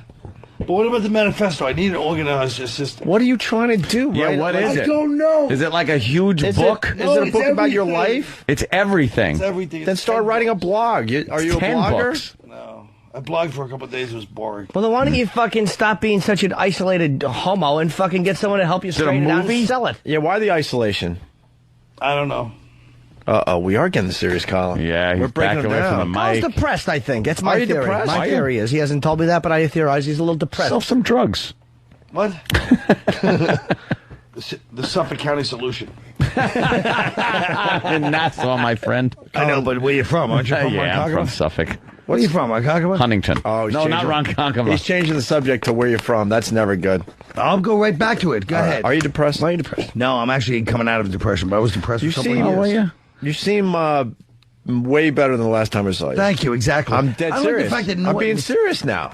I'm agreeing with you. You I had said, like thank a you. you had like a distant Jesus Christ. You had a distant look in your eyes for a while there. You don't Yes. I don't see that today. Yeah, 1,000-yard that's right. stare. Yeah. I was very Absolutely. I don't see that today. Were you? Right. Yeah. Did you name your about it. fucking computer Charlene? About anything? Full Metal Jacket. Yeah. Anything in particular, or just one of those chemical imbalance depressions? No, I think I was just depressed in general. A lot of stuff. You know, I don't know. I don't think it was chemical. You but- find yourself sleeping late? No, knocking not out of like bed? that. I always sleep No? late. You know. How did you get out of the depression? Just kind of just facing it. You know, I mean, I've been going to therapy for many years anyway, but Yeah. Working out and stuff? no, obviously not. How could you ask that? Why don't you ask him if he's fucking painted his face black? Jesus, open. He's obviously not. No, I'll say disrespect. something else. Jesus. I'm going to say something else. It looks like he did lose a few pounds. That's why I asked that. Thanks, Hope. Did you? What do you think of that? I'm not going to badmouth. I said just look at that 3 years of working out and no definition whatsoever. But I understand. Shut up. By the way, I said no cut your heavy definition. bag open. No I said a few. definition. I said a few, not a lot. By the way. Yeah. You want to feel the guns? I can look right here, and I'm telling you. I agree, actually. I have been kind of swinging in the wind there, fucking working out, hoping for a little definition, but I can't stop eating. It's your very eating difficult. habits. I know it is. Yeah. It's not the food. No? So what? You just started living your life again? Like, no, I still haven't started living my life, but I've been depressed. But I've just been working on certain things. But it's a lot of stuff. I hate to even talk about it because it really is about the manifesto. I hate to say it, but it really is. Yeah. And so that's been a big part of it. Is the manifesto? Is it your life? Is it some fiction? Is it like what's I don't know. It's a bunch of different things, but it's just Different things. disorganized. Like you would just wake up in the middle of the night and go, "Hey, let me type away here," and some ideas would just spill out of you. Yeah, and also my divorce was a big thing, but I didn't realize it at the time. I forced it to happen, but you know. Do you back up your fucking stuff on computers, stupid, or no? Oh boy, what's wrong with him? Because I had this vision. This guy's opening up here. I'll tell you why. The backup process. I had this because I had this vision of him writing for years, and he's such a losing it in one power it all. surge. So I'm like, yeah, do you back it up? Of course, I have everything. Don't say of course. Back that shit up. You're savvy. So you never got over the divorce? No, but I think that affected me greatly. Oh, why? I'm over it because it had to. Stupid wives. Because Colin was in love. Oh, was that it? Sorry. He wasn't in a miserable marriage. I was in misery. Marriage. Yeah. He wasn't married for a long time. It was a short one. It was a short one. Man. I was living with it for a while. Do you see, like, that, was it your fault, do you think? I don't think you can find anybody in the world that could say it was anything but my fault. Really? Yeah. Bad. I literally left her no choice. It's 100%. No choice. If there's 100% of anything in the world. Do you want to share? Get it off your chest? Wow. Or no? I just literally left it like she had no choice but to leave. Like, what type of things were you doing that a woman would not enjoy or want to be around? Well, here's the ultimate thing. What I really did in the long run to chase her away was cheated on her and then told her, I'm not saying I'm going to not cheat again. All right. Who do you think you are, Gene Simmons? That's pretty much 100%. You know, I was waiting for the explanation of 100%. He just nailed it. Yeah. There's not a better definition of 100% than that right You really there. are forcing the person to be pushing him right out of there. Yeah, if you would have, like, begged and said, oh, I'm sorry, I absolutely wouldn't do this again, then you could say, all right, at least you tried. There might be a glimmer of hope. But when you say... You might go to therapy and figure this out together. Exactly. But when you say... or if it's like 1973, it's me and Kevin Kline in the ice storm, standing there in our jackets. Honey, it's a swinging world. But yeah, I just left her no choice, Wow. And that bothers you? Well, it bothers me because, it does bother me a little bit. Then why'd you cheat? Well, at the time, it didn't bother me. Oh, okay. And then you realized that you really blew it, and this was it's also a compliment. I have to say, my work, the things I've been working on are just the fact that I've written certain amounts of shows and certain amounts of movies that don't get done, that are really like what should be done, and I just feel like they're going to end up doing crummy versions of it eventually. It really makes me so angry. Yeah. About show business. I can't even talk about. I can't jokingly talk about the level of fury that I feel about it. Yeah. And I know that relative to a 6-year-old like a Sudanese child, my problems mean nothing. To me, they're actually more important. That's where we differ. But compared to the people that I know do certain things or get certain success, I can't help it. I know it's the cliche of bitterness, but I know that my work, it all should be done. I prove it every time I do get some things. And I just want to burn down about 8 networks and kill about 5,000 people. Same crap happens to us in this radio business, man. It's amazing that how hard they make this. Hard they make this. Opie, we have a show. Yeah, Opie, see, the one difference is you guys have a show. See, well, without getting into detail, trust me, we can relate. Let's just put it that way. I think what Colin needs, my opinion, because Colin told me other management problems he had, is I think you need a fucking good manager. That's what I think. Because the stuff is really fucking Colin's good. very funny, very smart, clever guy, and the idea that for years. You're throwing your stuff out there, and these fucking like pieces of shit get on TV, get TV shows, huge tours, whatever the fuck it is. It's like there's no justice in the business, but it's not like there was supposed to be, though. But I know examples of some great stuff, though. Who's Your Caddy? The Caveman series is terrific. Exactly. But I don't think that Jim's answer is correct. I'm not going to. My answer is not getting Commander McBragg with him. No, I'll tell you why I said that. Shut up and let the laugh finish. You're right. That's a big laugh. It was There we are. Me, Robert, and Billy, and Jack Rollins. My goodness, what did you do, McBragg? Well, I pulled out a toothpick. You know, it was during the making of License to Wed, so of course we shot in Mozambique, as you know, because it's the finest hunting in the land. That one time, Colin. Shut up and let it happen. I stopped. One time, Kyle, License to Wed? What are you trying to defend your company? Shut the fuck up. Let us laugh at the shit they put out. I don't even know what you're talking about. I swear to I don't know who Commander McBragg is. I swear to God. Really? I don't know. I believe. Yeah, I don't. Yeah. But I was saying, me and Colin were talking one time, and he was talking about his manager at the time being annoying because he's like, he's supposed to be the manager. But you know, yeah. I asked him, he's got more sense. Whoa, you mean if I don't get my script sold, I lose $15,000? That's right. Oh! So I fucking coffee. In a minute, bring me the coffee. But he was complaining about his fucking manager, and he's trying to get his manager to push harder for his scripts, and you need somebody that fucking said this is a great script and is a fucking animal and fucking makes the calls and pushes through, not somebody that's fucking wishy-washy with it. To me, that's important. Wishy-washy. You don't want it's you got true. a wishy-washer? Yeah. It's the I truth. don't have any manager or any agent right now. Well, exactly. For 2 years. That's silly. Now, No, Colin, it's not. No, guys. it is. let me tell you something, please. I would read a Colin Quinn book. So you got to find your angle. Well, I mean, but I don't know. I don't know. Do you write on pop culture? Do you write about your life? Do you write about? I write about everything. Stand up. Yeah, but Everything. you got to find like some kind of angle. He talks about it. Here's what Colin's book should be. It should be you. Here should be the photo. Should be you, like, sitting in front of a computer with, like, a bunch of, like, papers piled up and your hands in the air, like, what the hell, folks? and the book should be called Colin Quinn, and then should be a colon after it, Hodgepodge. I told you that in my CD. Oh, is that awful? What an awful picture you've just conjured up. Hodgepodge, and he's in front of a whole bunch of papers. We don't know what it's about, ladies and germs. See, I'll tell you. I would throw that on the floor and step on it. Colin, your problem is you got friends like him. You know that, right? They don't help. I'm very no help supportive. whatsoever. I'm a big... no help. I'm No help. very helpful. That's not true. No, you're not. Your lips are awful. You're not helping. Fucking burn victim lips. See, how's that going to help you, Colin? He knows it's not. It's irrelevant. Not only that, but I You like hang that out with the wrong crowd. I like the hodgepodge idea with me in a turtleneck, though. I like that too. Hodgepodge. It's a green turtleneck, and you have a red sweater vest over it, and you release it around Christmas. And there's like this tinsel around you, too. No, you don't release it around Christmas, and I'm still worried Oh, that. yeah, okay. There's tinsel on you, and it's August 4th. And Hands up in the air. Went forward is by Garrison Keillor or somebody.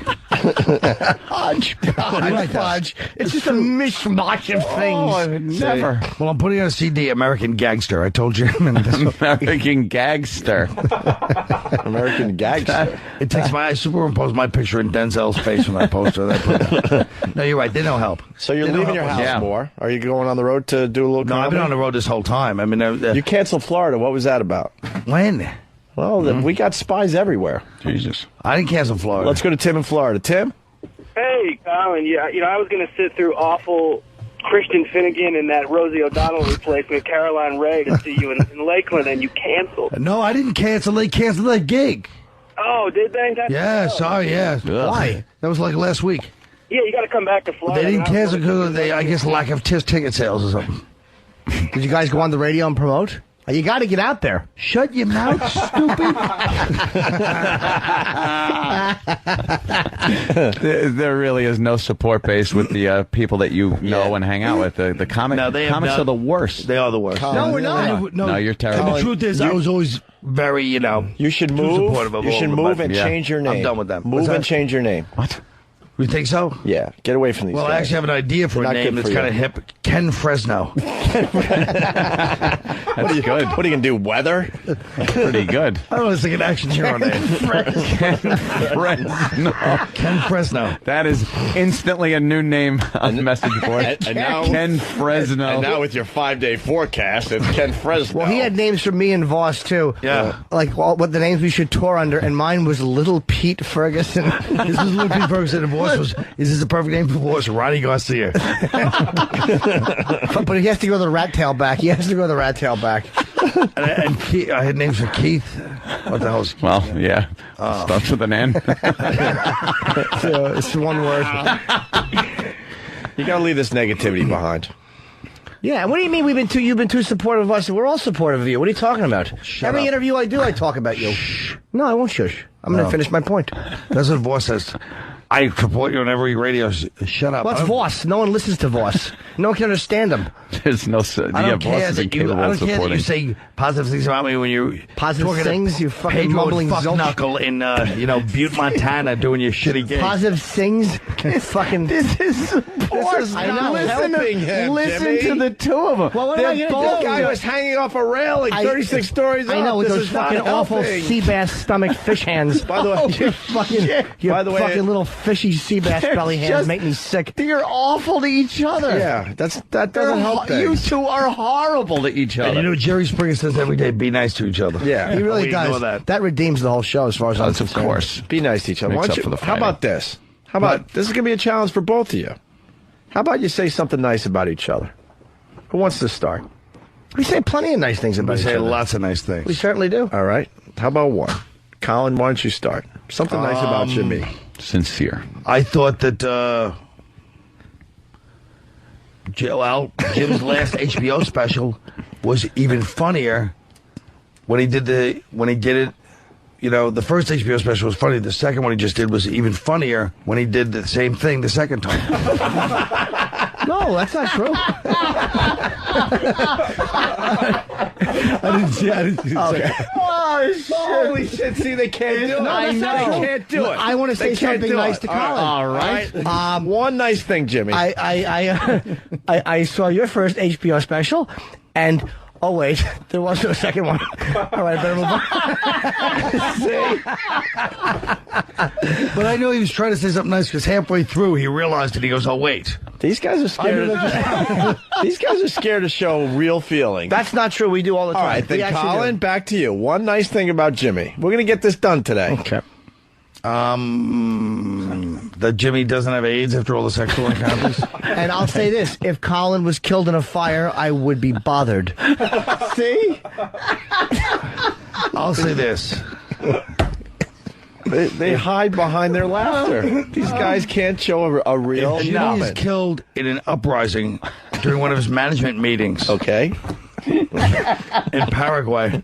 Paraguay, of all places. The great white hunter with Buana. his agent Buana. You too. Well, that's not true. I think that we say a lot of nice things. I say a lot just of think nice things. comics are really incapable of yeah. sharing sincere emotion with each other You'd be without having to throw in a zinger. You'd be surprised what Jim Tazoa is capable of emotion-wise. Equating him with some type of sperm, I believe. Yes. I don't know what. I bet you this is Jim like that. sleeps in a petri dish. I honestly think that these guys cannot do it. That's not true. Well, that's like, what if we told you and it? Anthony to do it? You wouldn't Exactly. do it I either. said it all the time. What? What do you say? I love you, man? Like a Budweiser commercial? Yeah. It's got to be like the punch on the arm. You can never just be sweet. We've definitely said nice things about each other on the air. You guys cannot do it on the air. Sure we can.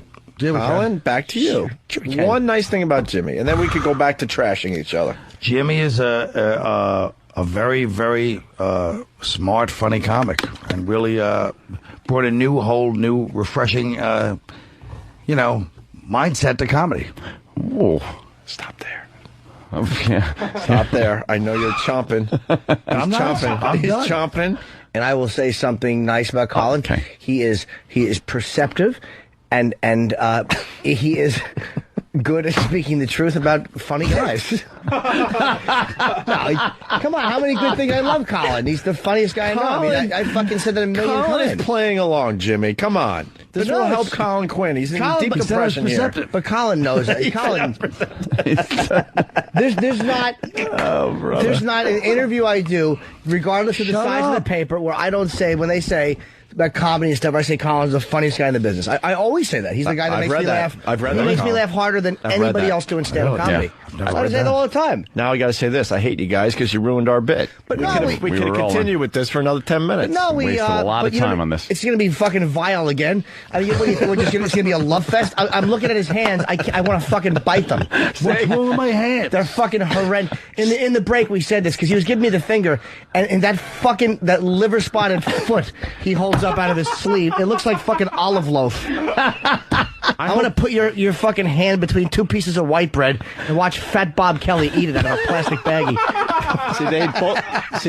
They had to go back into the safe zone. Yeah. I hope people are really listening to this. How it's such so uncomfortable for them to say something nice that they have to get right back into trashing. It was awkward and uncomfortable when they had to compliment each other. So they have to go right back. And now it's all I wasn't going back to it. It's all fun. Maybe Jim was, but I was happy to just sit here and say I never left it. Believe me, I never left it. It was only on pause while I said something nice. All I did was hit play again. Of course, we're going to say awful things about each other. Nobody wants to hear two comedians being nice. You're terrific. I don't think it was I don't think it was right that Bob Kelly got dragged into it about the pimento loaf. Neither did I. I pulled my back out trying to pull that pig anywhere.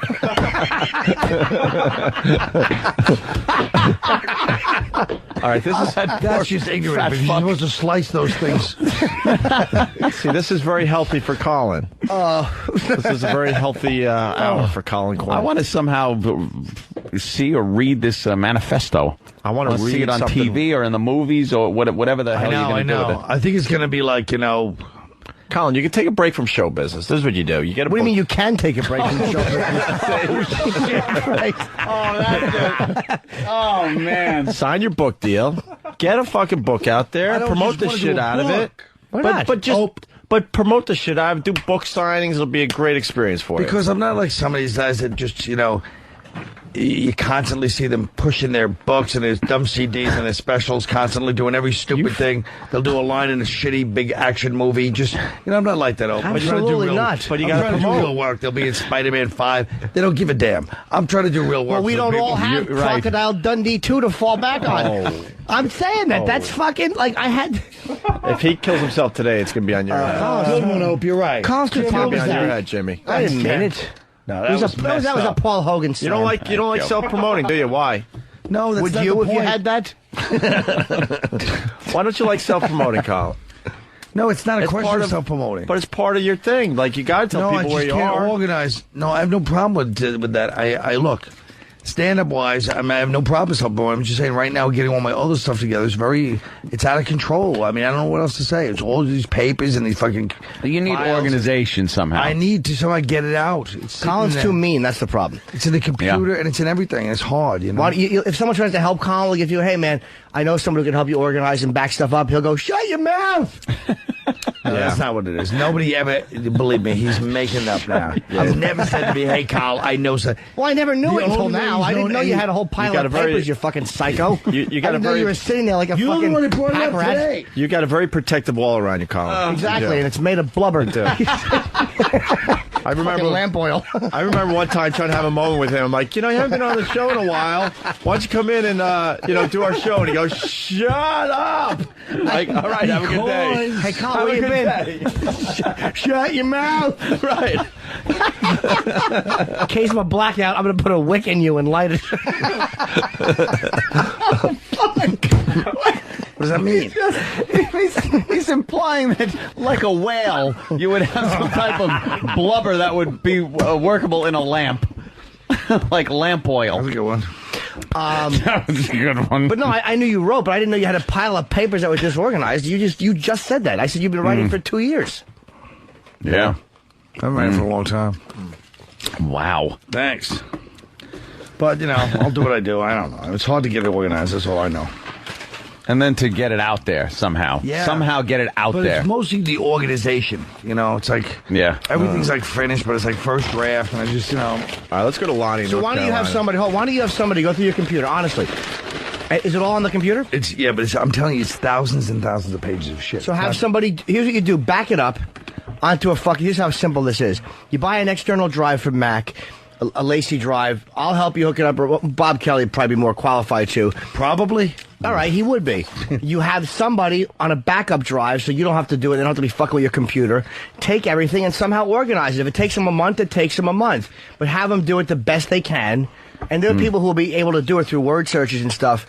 Fucking organize your stuff a lot faster than Well, you if it's think. going to use that kind of profanity, I don't want to be involved. I don't mean to, but that's good though.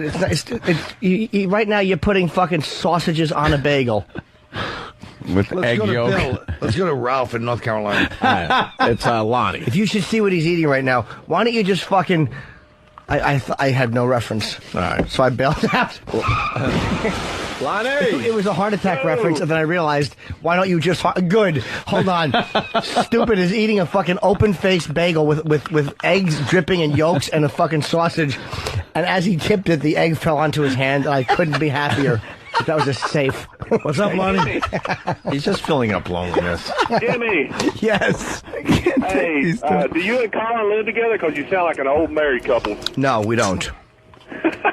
Y'all guys should live together. Well, this is how we interact. This is why Colin's a piece of shit. I'm talking to him. I'm having a heartfelt talk with him because I did the Gene Simmons roast, and I never hired anybody to write for me before. But I'm like, you know what? There's a lot of comedians on the roast. I wanted to get the perspective of a comic, and fucking I'll pay him. I don't know how much to pay. My friend Kurt, and stupid Kurt, gives me 2 pages, like one the day before and the one the day of. Fucking lazy Kurt. So fucking, they were funny jokes though. So I get them, and I'm like, Colin, I'm talking to him about it, and on the elevator, he goes, I don't want to humiliate you in front of everybody, but I've never hired anybody to write for me. Wow. In front of the whole elevator, I had to justify myself. So I try to have, a nice, ask a guy who's been around for years to fucking help me out with a piece of advice. Come me out here, Hendry. And I've been around for years on my own 2 feet, not Kurt's. That's true. Kurt's. My buddy Kurt. Kurt Metzger is a funny writer. Oh. He's a funny comic. All right, let's go to James in But Jersey. as Carl says, he looks like a Bosnian war criminal. That could be the best slam I've heard about a comic. It's true. He really is horrendous. He fucking called him a Bosnian war criminal. And he has a big head with short, awful black hair. He's truly awful. He sends shivers up people's spines when he goes on stage.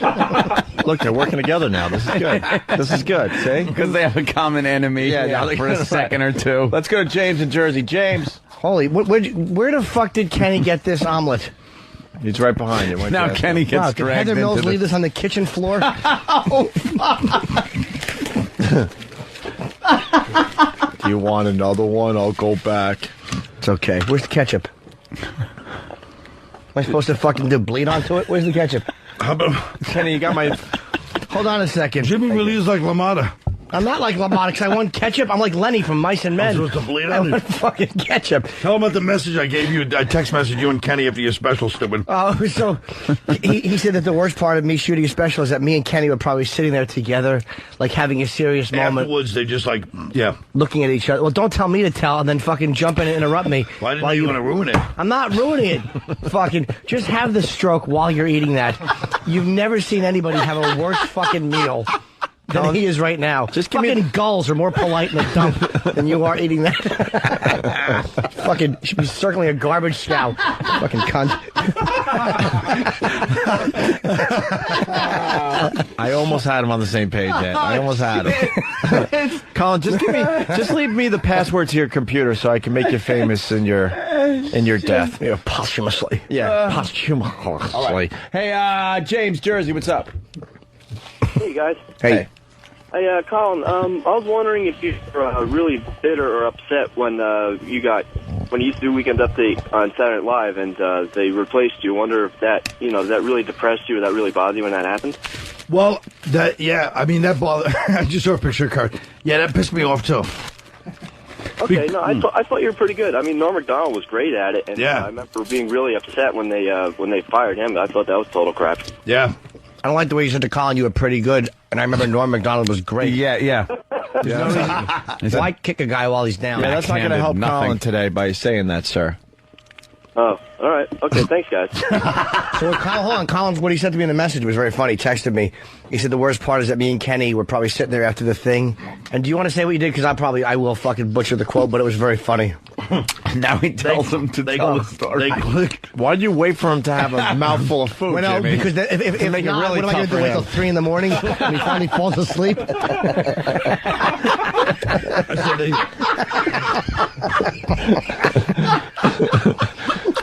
I said they sat in the dressing room and clicked glasses together and goes, "Hey man, we did it."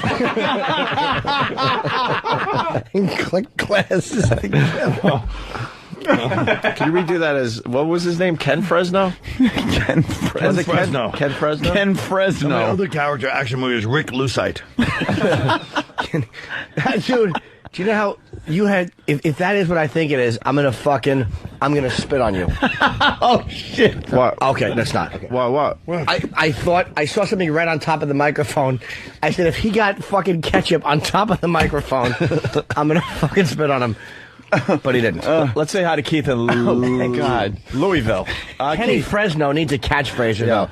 Kenny Fresno would have to say his name on stage. Hey, Colin, I really love that show you had on Comedy Central where you used to bring Bob Kelly and all them on. Whatever, why'd that end all of a sudden? And I thought it'd be better if you guys got it on like HBO where you could, get a little more raw language. It would have been, but HBO didn't want to do it. Oh. They don't like, a lot of people don't like the agenda that we bring. Well, the other thing was I couldn't figure out why they couldn't afford to get you a chair. You always were half cocked on that desk. Like when you lean against the pool table or something. So these idiots could slam my awful legs. Yeah. That was a crime that show got Yes, it was. canceled. It was disgusting. Oh, my God. That's me and Kyle. That is the worst. just eating. That was awful that got taken off. There's no reason for it. No reason. You know what's funny? There was a political reason. Well, also, we That's got for some sure. complaints, because I think they were rerunning us the next day at 7, and then The Daily Show, they were rerunning at 7:30. And I think and again, The Daily Show was a bigger show, but our ratings were actually higher than The Daily Show in those reruns. And again, I'm not saying The Tough Crowd was bigger than The Daily Show, but it was fucking a very watched show. Yeah, it was. And they got some complaints about content, and they yanked it. And me and Penn, we had that argument a few weeks ago, where he was talking about Bill Donahue in the Catholic League, and he was going, the things they did to Matt and Trey, like in South Park. But what that made me think of is Comedy Central proved that when you back a show, like they've backed South Park, and you stand up against that bullshit, now it's the biggest show they've ever had, and they've gotten complaints, they've gotten protests, threats of boycotts, and it's the biggest show they ever had because the network stood behind it. Mm-hmm. So that's, I guess, the point I'm making. They didn't like the idea that you discussed race. Yeah. And meanwhile, Chappelle's show, which was, they were ready to just back a fucking tanker full of money over to him. That was nothing but racial humor. Well, I mean, that's the whole. Everybody knows. Everybody in the country knows that white people are not supposed to discuss race except from the point of apologizing. Yeah, or else you're racist. That's the way it is. Yeah, or else you're a racist. That's just the way it is. If you do anything but that, everybody has a heart attack. You got to apologize. Especially other white people. Yeah. And that's just the way it is. But nobody will really admit it completely. Or they'll go, well, it's too bad. It's payback. It's just a fact. Payback. Well, there's a little pushback happening with Imus getting back on radio. I don't know. Some of those remarks he made were salty. I heard one of those girls was scarred for life. Yes. And then I saw her iPod and I saw the playlist. I noticed a couple of songs that might be a little saltier. Yeah, a little Young Jeezy number called "Take My 12 Gauge" into your, I mean, it's so pathetic that even they have these girls being phony and going, "I was scarred," Did we? Yeah. We've talked about the Imus situation. I mean, off and on for the last 6 months. And I even went down the road with Jimmy. I'm like, all right, let's try to see it the other way. Let's just sit here and try to see it the fucking other way. All right, so you got have an open mind. Got in at 10 o'clock that day instead of 6. No, it wasn't. Yeah, it wasn't. Great line. Super me still trying to make my point. Very good, Colin. A cup of tea with 8 sugars later. Right. Bravo. Oh, man. Yeah, so go ahead. I hope you enjoyed the bounce pass. But this is kind of but this is interesting to see it the other way. I'm not even kidding, but go ahead. But yeah, Jimmy and I think we were in a cab on the way home, like, let's just try to see it the other way. And it just still bothers me. I can't see it their way whatsoever. Could not wrap my head around it at all. Like, even to play devil's advocate, I just could not. To get kicked off a radio show for saying nappy-headed hoe, it just amazes me. It amazes me. But good thing is, it doesn't amaze me. Go ahead. Good thing is he got rehired. And the bottom line, it's a great fucking thing that he got rehired, because people go, oh, so now we're going to have to deal with him on the other side. It was a terrible move to You know what he did in the end? He helped the Rutgers women's basketball team program, because there was an article a couple weeks ago that recruiting has never been better for that school because of what Imus said. He actually helped their program. In the end, it was a massive positive thing for the school and every single person that was on that team, including the coaches and the stupid mop lady. And all the mops the fucking floor after the game's over. And they got nice hats for all the girls, so you can't see their hair. I just can't believe it. I can't believe it. This is what's been happening now, you know? This is a climate that's never discussed, but, you know. Did you see a few excerpts from the Pat Buchanan book about how the country come on, John, this is ridiculous. Pat, that's your crowd. Oh, John. How this country is just pretty much done as one of the great empires of the earth that is pretty much on the downswing. And me and philosopher Nick DiPaolo were talking about this yesterday. And what Nick DiPaolo actually said, which is true, is Pat Buchanan, one thing, whatever people think about him, he has hit the mark, and he's been predicted the most things in the past 20 years that were kind of happened in the country. Yeah. And I think it's definitely He says true. with the dollar at an all-time low, foreign countries looking to get off the whole dollar. They're looking to pick up on the euro. China owning half of our country, the housing market just in the shitter, and then the invasion from Mexico that's happening. But this sounds like one of those things where you like this. Ready? Yeah. I'd like to read something to you, Anthony. Foreigners are invading our land. The economy's at an all-time low. Yeah. There's crime everywhere. That was written in 1840. Oh, yes. And if you look, that was written by Abraham Lincoln. Yeah, and we still went on to blah, blah, blah. But, but I do think there's, I don't know what's going to happen with the actual country, but it's like that, just the phoniness of what we're talking about, the lack of discussing anything, the triple-double standards that go on. But you know what? It's not just white people anymore that are getting it, but black people don't get it from whites. They get shit from other minority groups. Like the Asian groups, because there's been black DJs fired, like Donnell Rawlins got fired for something he said. There's been other black guys that get a lot of shit, but they never get it from white people, because white people still feel paternalistic. They get it from fucking Asian groups who don't give a shit. And they deal with racism from blacks in the neighborhoods, having to fucking have them scream about more duck sauce and fucking the Korean delis. They do. They deal with racism from blacks all the time. So they've had it up to here. They don't give a shit. They don't feel any guilt. I feel sorry for your mother. Yo, Jet Li. Yo, what you say? Yeah. Yo, Jet Li. But the only people that don't Jet call... Li. Where you keep the cold beer, Poppy? Yo, Jet Li. I was at the Gene Simmons roast. Carrot Top was one of the roasters, and I think RZA from Wu-Tang was there. This is backstage, and he was trying to talk to Carrot Top. He goes, yo, Carrot Head. And it really made me laugh. Carrot Head. Yo, Carrot Head. Did Carrot Head use any of those muscles of his? No, he was to just... fight back? Of course not. He was fucking funny on the roast, so I'll tell you that much. Carrot Top was... Yeah, he was really funny. Yeah, what am I saying? He was really cool on our show. Yeah. He was funny and nice. Yeah, he's great. All right, we're going to take a break. Colin Quinn in studio playing Gotham Comedy Club. An amazing comic. And, an amazing depressed comic. He's insightful. That's the best comedy I'll to say see, one by thing the way. about Opie. That son of a bitch has always come to see me. And Anthony actually showed up once, but he had to sit right behind my aunt, remember? Yes. Remember I badgered Anthony because Opie always came, and then Anthony's right behind my couch. She's like, honey, isn't he the greatest? She's grabbing him the whole show. That's cool. I fucked her.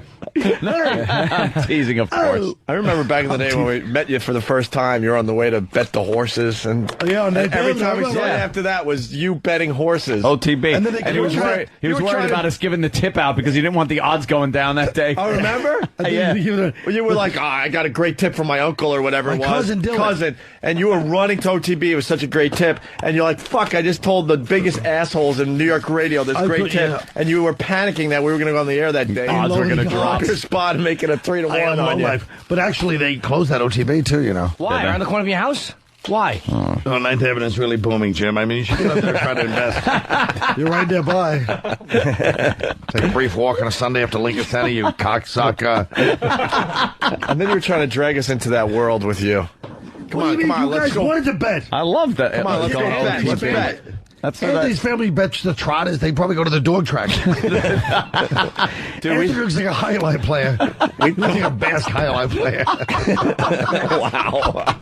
We did a gig at a dog track. We had protesters. We had protesters outside. Great. Why? We were just trying to make an extra $100 because we were making no money in radio. And on the weekend, we're like, could you guys do an appearance at the dog track? We're like, yeah, whatever. How much? It was like $100, $200 each. We're like, cool. That's some nice drinking money, right?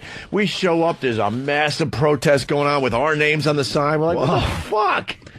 Yeah, What did thanks. we do? Actually, Jim's working a dog fight this weekend. We just want the to... North Fork Dog Fighting Association. No, that's New Year's Eve. It's an 8 o'clock show. God. At the old Westbury Music Fair. If you want tickets, you go to Ticketmaster tomorrow morning at 9 a.m. Goes on sale. There you go. See? Like, we just want to throw T-shirts out, you know, collect a couple $100, and we're dealing with fucking protesters. Like throwing shit at our cars and stuff. Animal hater. Right. The dog. And they're showing, like, they have signs with pictures of greyhounds with big open wounds on them. And yeah, those aren't the dog track dogs. Dog track dogs are treated very healthy. Well. Is there any strategy to when they can't run anymore? I think you have to speak to Cesar Milan. He knows about that stuff. How could there possibly be strategy? They all look the same and they run the same. By the way, I saw the dog Cesar Milan last night. I watched an episode of Denise Richards. She looked pretty good. She was Denise Richards is a psycho. She didn't seem crazy on that dog show. She seemed very normal. Psycho, man. The shit I'm reading about her. Why? Wow. I gotta piss. Are you gossiping? Why is she a psycho? You're a little gossip. I want to hear about this. Well, we can after the break. All right, since Jim rudely interrupted us, He's got to piss too. That's why we're going to break. I'm holding my phone. Really is like Charlie Sheen. It's like having LaMotta in the studio. Yeah. I gotta piss. Well, I do. And you're like having LaMotta in studio by looking at you at the end of it. Hey, ladies and gentlemen. A joke certainly needs help when you have to add two endings to it by looking at it. And I'll tell you this, Mr. The end of it. All right, fair enough. You're going to force me to make a comeback, Colin. Fuck you. And the horse you rode in on. We had you guys in a good place. And the whole cavalry behind you. I tried, Colin. And they had her on tour where they all hated her. Emma, 48. All that other bullshit, they all hated her. That's her intro. I thought it was Lulu. No, Emma, 48. She was on a big tour. They all hated her. Hey, I said, where's the toilet? He said, you're in it. Let's go. Funny guy. That's true. why I'm here. That's his comeback. Funny guy. That's why I'm here. He was horrible. The greatest. Know who said he hasn't? Know who said he hasn't watched Raging Bull ever? I do kind of. A friend of the show, real good friend of the show. Who? Let me think. Patrice. Oh, he's never seen it. Oh, he'd like it. He would. Patrice. Of course he would. He calls it one of those white guy movies that he's never seen. He's exactly very, what it is. He knows white guy culture, though. He's pretty. Wait, black guys wouldn't pretty smart enjoy about Raging that. Bull? Why not? Because their hate for white people is starting to overshadow all their normal behavior. Just sheer hatred for white people overshadow That's why any. Patrice doesn't like Raging Bull. Is there really like movies that black guys like better than white guys? Besides, I was going to say besides the obvious. Of course, are you kidding me? Jesus. Like what though? Like I guess what I'm trying to say is Raging Bull seems like it's such a great movie that white, black, blue, who gives a fuck would like that movie. How's that? They give a fuck. And when I say they, I mean black guys that give a fuck. Is there black movies that are really good that white guys refuse to watch? Yeah. Like what? That fucking Tyler Perry shit. I don't know one motherfucking white guy that would go see that crap, and it's top-grossing shit every time. But that wasn't up for an Oscar. Let's go down that. Oscar. Raging Bull won. I mean, not Best Picture. But that's what I'm saying. It was up for 1 million awards. I'm talking about a movie that was so obviously good by all the critics and all that, but blacks refuse to see it for whatever reason. I wonder if there's a black movie that white guys are like, fuck that. What do you call this? The Irv Gotti Show on VH1. No, Ant's thinking. Ant's good at this shit. I'm just trying to think, like, you got something like Training Day, but that's not a black cast. Like Raging Bull is a white. Raging Bull's a white cast. Yeah. You're looking for a movie that was like Oscar worthy with a majority with Malcolm X. A lot of white people probably saw, but a lot more probably didn't see it than saw it. Considering the fact it had Denzel Washington and it was as high profile a film. Get on the bus. How about Get on the Bus? I ain't seen Get on the Bus. Let's Get on the Bus. That was Spike Lee's movie about the Million Man March. Oh, okay. That was Get good, on the actually, bus. with Ozzie Davis. Shut up. It was good. I liked it. Oh, sorry. I thought it was Colin for a second. Spike Lee is good. You guys, Spike Lee is a fucking great director, man. He's a great. Okay, now I will say it. Yes, now what? Shut up. What? No, he's a great director. You're wrong. God, you're so stupid. No, I'm not. He's a great director. He stinks. He's very good. He's got all he's got is no. He's made 2 good movies his whole life. Which was Get on what? the Bus. That Which one. was what? I love Get on the Bus. By the way, the one scene where he goes. They explained to Richard Belzer how the white people in the civil rights movement really were not legitimate, and it didn't matter. No, I'm not even talking about that. I'm not talking about his point of view. Yeah. Whoa. I don't remember. Whoa. Point of view is not part of a great director? What is he, great camera angles? No. You know nothing. No. Shut your mouth, I like Tony. his directing. I like his directing very Point much. of view is not part of a directing? I thought it was the most important part. No, because his point of view is You shitty, that's charlatan. fine. Go piss. No, he can have a shitty point of view. You have a shitty point of view, that's true, but... That's not true. He can have a shitty point of view. It doesn't mean he's a bad director.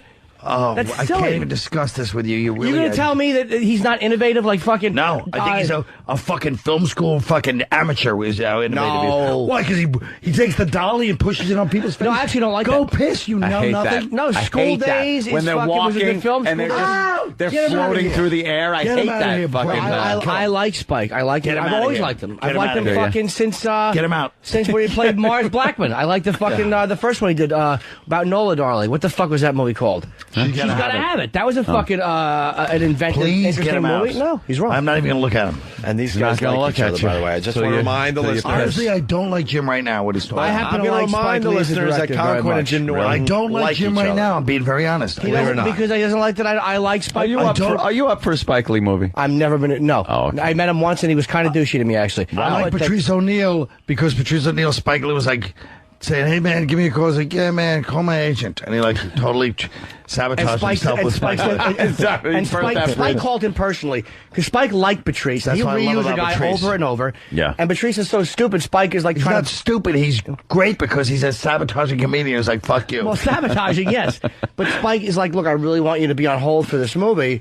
And Patrice was like trying to go out for pilot season, and Spike just went, all right, then. No, And hung Patrice up on him. wasn't trying to go off a pilot season. He wanted to be available, I think. Patrice just doesn't like people trying to get cocky with him, and that's what's beautiful. And help him. Patrice doesn't like help and niceness.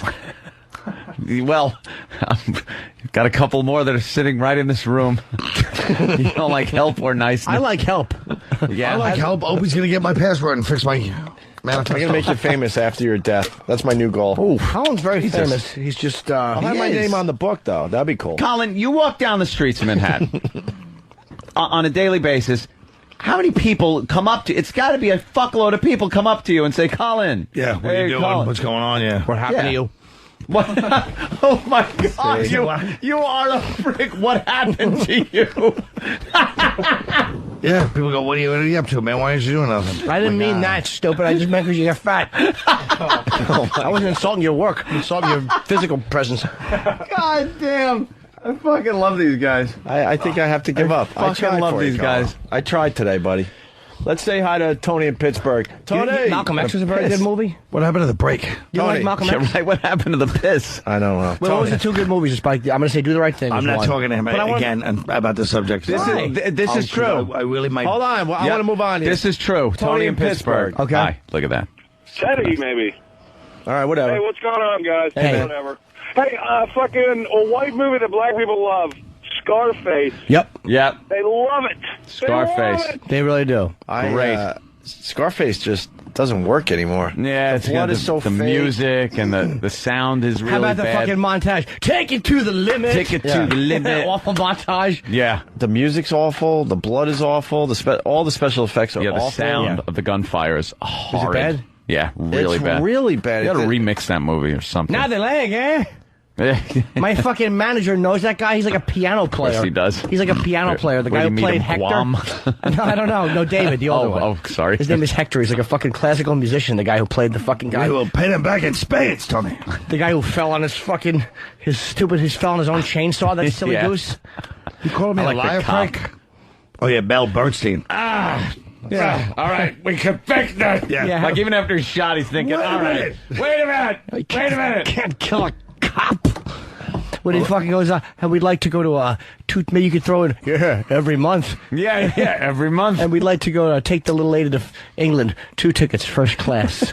Smile more, Tony. Every day above ground is a good one. After Frank gets shot and the cop's sitting there just like, hey, Tony, you know how it is. Yeah, he goes, I told him. Don't make no sense killing you. Fuck. Fucked up. Yeah. There you Woo, go. Here it is. The montage. Nice. Oh. It's a montage. Nice. They're fucking dealing. Money's being counted. Take it to the limit. Buying cars and tigers. Yeah. Great The world shit. is yours. Yes. And he buys that fucking, what was she, Jewish? The one who played his Cuban sister? Yeah. With that fucking poofy hairdo? No, Fucking Gina's your Sam friend. I think Afro. she's No, it's tired. Isabella Rossellini. Is that her? wasn't. No, it's not. No, Anna Maria Alberghetti. Oh, okay. No, I don't Something know like that, who it right. was. Whatever. Yeah, she was in something else. I like can't Michelle remember. Pfeiffer. What was her name? Yes. What was her name? Well, hold on. I'm going to confirm. Show 5 was never better. She goes, you want kids? I don't know if there's a nanny, I guess. Who does this song, by the way? That voice sounded really familiar from every fucking movie that was in the 80s. Yeah. It sounded like Survivor, but it's not. Survivor? Who was it? Oh, forget it. Yeah, Michelle Pfeiffer was You're fucking trying to great. figure it out. The Babylon Club again, Frank. What a cunt. Fucking cunt. She did nothing but do coke and sleep all day, and she was criticizing where the guy wanted to go have a burger. Maybe the catcher on your little league team. Yeah. Who want to kill me? He hasn't gotten a base hit all year. I should kill him. Fucking idiot. Are we ready for leaks? Oh, yes, piss time. Mary Elizabeth Mastrantonio. The Opie and Anthony Show with Colin Quinn, who's going to be at Gotham Comedy Club starting tonight. We're up to Thursday, That's right, tonight. Yeah. Fuck, wow, where's the week going? I thought it was like Tuesday or Wednesday. Behind us. Yeah. But it was Just Tuesday goes and away. Wednesday the other day. It just was. Hey, Matter of days ago. got to At least I get... didn't fall asleep like some of you guests. I heard Patrice and Voss fell This asleep. week, now Jimmy was out for Monday, Tuesday, and Wednesday. I was in La La Land. Right, that's what they call it, the old left coast. What, Louisiana? Oh. And then we had our stand-ins, or sit-ins, whatever you want to call them. Our hack-ins. Fat Bob Kelly. He took up a couple of seats. And then Patrice came in and fell asleep. And then Rich came in yesterday and fell asleep. I got to tell you, though, something. You're trying to justify the fact that you fell asleep. I fell asleep I know what once. you're doing. Right here in this chair. I know what he's trying. Here's what I did. Let me show you my biggest mistake. Okay. I did this. I put my feet up, put the mic here, and went like this, and I was fucking exhausted. And then people are talking, the show's going on, and then I opened my eyes, everyone was gone, and this gentle music was playing. This gentle, like, music box music. They all left me, and all the listeners heard was... and the music. Yeah, we stuck out. Yeah. I was fucking like, and then I woke up like, huh? What? And I didn't know where I was. And then when it hit me that I had fallen asleep during the show, was I just like, oh my God, I fucking fell asleep during the show. That is a And we had him on Pal Talks, everybody on the internet. Yeah, everyone on the internet got It's to been see. screen capped. It's all over the place. That is the funniest shit ever. It was horrific. There is something about this studio, I will say. The chairs, the blue lighting, the darkness. That is really funny. The chairs, lean back in that car. You'll feel, it's like, right? Oh, yeah. You could go right out in that. Oh, There's the music. incredible. Here it is. This was the actual music that day? And here's what they heard. Wait. Not a snore, but just a like kind of heavy breathing. That's so funny. Yeah. How long was he Oh, doing Christ, 20 minutes? It was over 20. It was 20 fucking minutes. He will admit to 20, but it was a bit longer than 20. It was Jimmy. Yeah. Jimmy's about to go. Hey, really fast. I gotta get props to the. Do this. I gotta get props to the past. If you go to Google, MySpace voodoo is the #1 search right now. Oh, see the power of the radio show. Man. We made MySpace voodoo the #1 search on Google. This show's got power. It's volcanic. The activity, they're calling it volcanic. So there you go.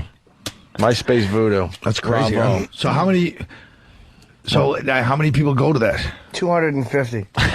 Yeah, that's all it takes. Google's not a big website yet, so nah, it's 250 clicks and it's #1. Colin, I wish I could have thought of some idea like that. Yeah, no, I'm starting something else called Giggle.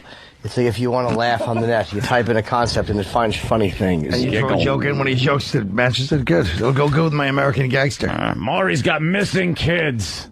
But they're not missing. I told you, Maury. That He one, is the not the father. The mother told I told her you, Maury. how to get away from a kidnapper. Whatever. Hey, we got another 2 girls, 1 cup reaction. I don't know if this is good, but Danny's brought it in. It's a grandma watching that horrific video. See the grandma that one of the girls eating it? Watching what? Oh, shit. You haven't seen 2 girls, 1 cup yet? Oh, no. Okay. All right. Roll 'em. It won't even faze him. Really? It's like a 2 girls drinking 1 cup of soda. This is like an internet sensation. It's a Where the fuck have you phenomenon. been? Stop writing. I only watch the saucy ones, like that making fun of Britney stuff. That's good. All right, here you go. Oh, Colin. is that funny? And we like to tape it for the internet. So this is. I'm still trying to get Kim Kardashian, ladies and gentlemen. This is 2 girls, 1 cup. Camera for Colin. What is this nonsense?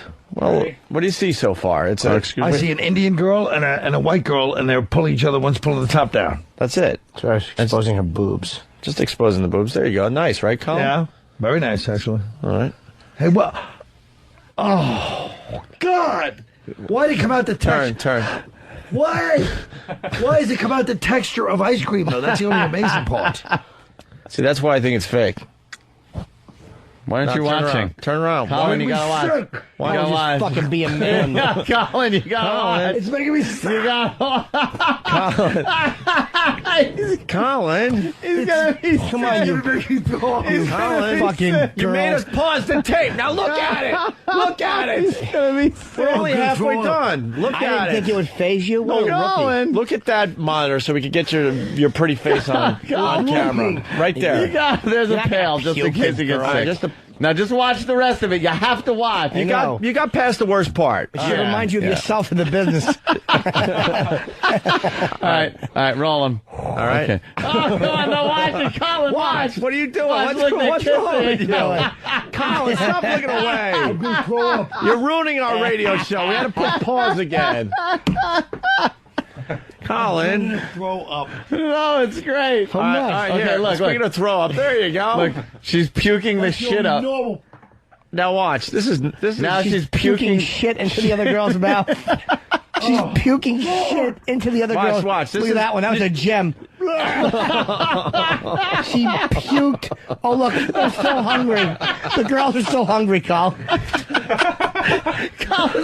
He can't get away from it. The one girl ate the shit and then puked it into the girl's mouth. Oh, that's a great reaction. How many people Wow. have thrown up from watching I this? thought you said he wasn't going to Bob be Kelly, phased. yeah, I didn't think he really, would be. really puked. That stuff That was bothers you, huh? disgusting. All right. Yeah. Well, with that, we got a grandma that just watched, she watched the same video Colin just watched. Here it is. What the hell? Get out of here, jockey. Where is it? Audio. Grandma.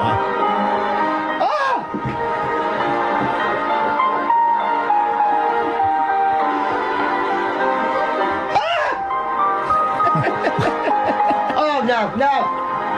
No, I can't.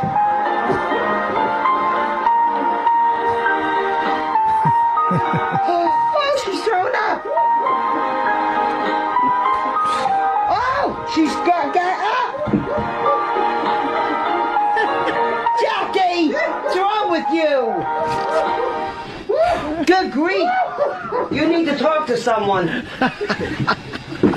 Oh, that's a Oh, one second. Oh, I'm so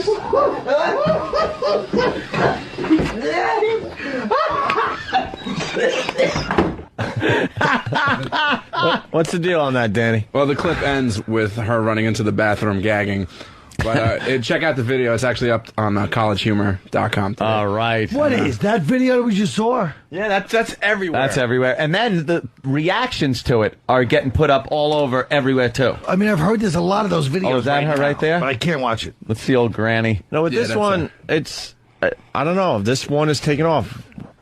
I don't understand why some of this stuff takes off. Reactions Robert to this. Plant watching the video? Why am I bothering to write my manifesto and put it out when this is the kind of shit that takes off? Look how petrified her face is. Holy shit, she can't figure it out. Can't figure it out. That's a great reaction. Oh, my God. Oh, she looks like Dr. Zayas. 2 girls, 1 cup. She looks like Imus. Yeah, little Imus in there. This is what Imus has been up to. It's a nappy-headed cup. Wow, 2 girls, 1 cup. Yeah. You jerk. No, I can't. How could you keep watching? I was going Who shows their grandmother this? Who doesn't? Hey, let's go to O-Town. Alex. Here's what you get for giving me a nickel for fucking my birthday. Watch this shit-eating video in Brazil. Fucking caustic old cunt. You've been wrecking our lives for years. Yeah, fucking grab your chest and fall down the stairs already. So I can fucking cash in on that stamp collection. And fucking sell your Hummels. So I can fucking sell those little fucking figurines. Make a few dollars. Buy myself a good tranny. Alex? Hey, what's up, Oné? How you guys doing there? Alex, you're going to be late for school, son. Alex? You guys need to go to twogirls1cup.com and actually click on the one that says worst reaction ever. Dude, it's absolutely fucking hilarious. You can hear the chick, like, just, like, you can hear her heaving and shit in the background, and she actually throws up. It's absolutely fucking hilarious, dude. And it's just a chick watching it?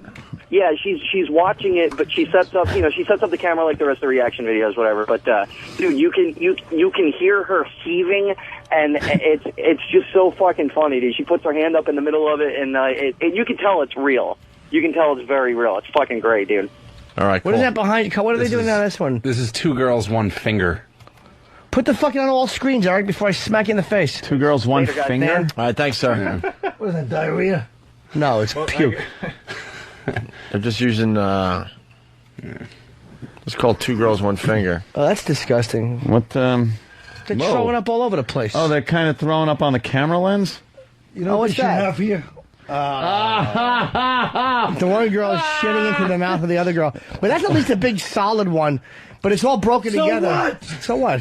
Those feel better in your mouth, believe me. Oh, God, look at this. Look, they're transferring it back. Sharing it. It looks like an eel going from cave to cave. I'm hiding. Oh, and then there's shitty spit all between. Oh. Now, this Asian girl is covered with shit. The duty was hiding in between, like, one mouth to the other. It was like, The duty. I'm going to hide here. It was like duty. The duty was playing hide and seek. It looked like a Tool video. Yeah, it looked like sober. So they're pushing me. Yeah, pushing it through the pipe. Right on, man. All right. Oh, MFX, these are the best. Speaking of internet sensations, we got the cherry chocolate rain thing. This is ridiculous. Danny, you want to explain this one too? Oh, this is just this is an abomination. Danny didn't pull this one. This is Tay Zonde, the original artist of Chocolate Rain. Chocolate rain. That guy, yeah. Selling out officially. He kind of had to, but this is the official moment where Tay Zonde sells Well, what else out. was he going to do with that dumb That's song? what I said. Yeah, that's true. It's like, wow, man, he lost his fucking dignity that he had. I don't think he's going to be selling concert tickets as the chocolate rain guy. No. So this is the only way that he could have went. What do you mean, cherry? Oh, okay. He's endorsing what? Cherry chocolate Dr. Pepper? Yeah. Something like that. Let's take a listen to this. Cherry chocolate rain. I love you.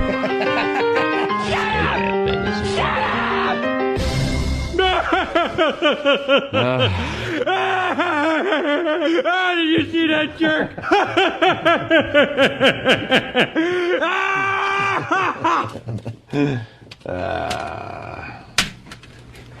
Well, there you go. Barry from Pittsburgh. He lingers longer. Tay learns the art of shoehorning lyrics. Yep. There you go. Yeah, fitting a few Cherry chocolate rain. Cherry chocolate really? rain. Throwing that in there, huh? Let's go to Chicago. Joe, what's up, buddy? Hey, what's going on? Hey, man.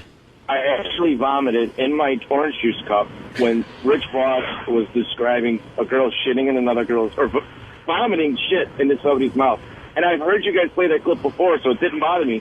I don't know why. I don't know if it's early in my stomach. Well, you know what? You're making me want to throw up by confusing me with Rich Voss. Oh, that was you? I'm sorry. Yes, stupid. All right. I still love your show at HBO, Jimmy. Thank you, buddy. I apologize for calling you stupid and being defensive. I am stupid. I'm sorry. I'm sorry. All right, That sir. was heinous. Appreciate it. Up. All right, there you go. Shit. Very good. Dummy. Oh, yeah, Than's showing off his picture with... Oh, yeah, well, you won't be getting one of those. Let me see it. With Another Tay. one, Tay now that he's Sunday. famous. Where'd you meet him? Where'd you meet fucking Drew Boogie?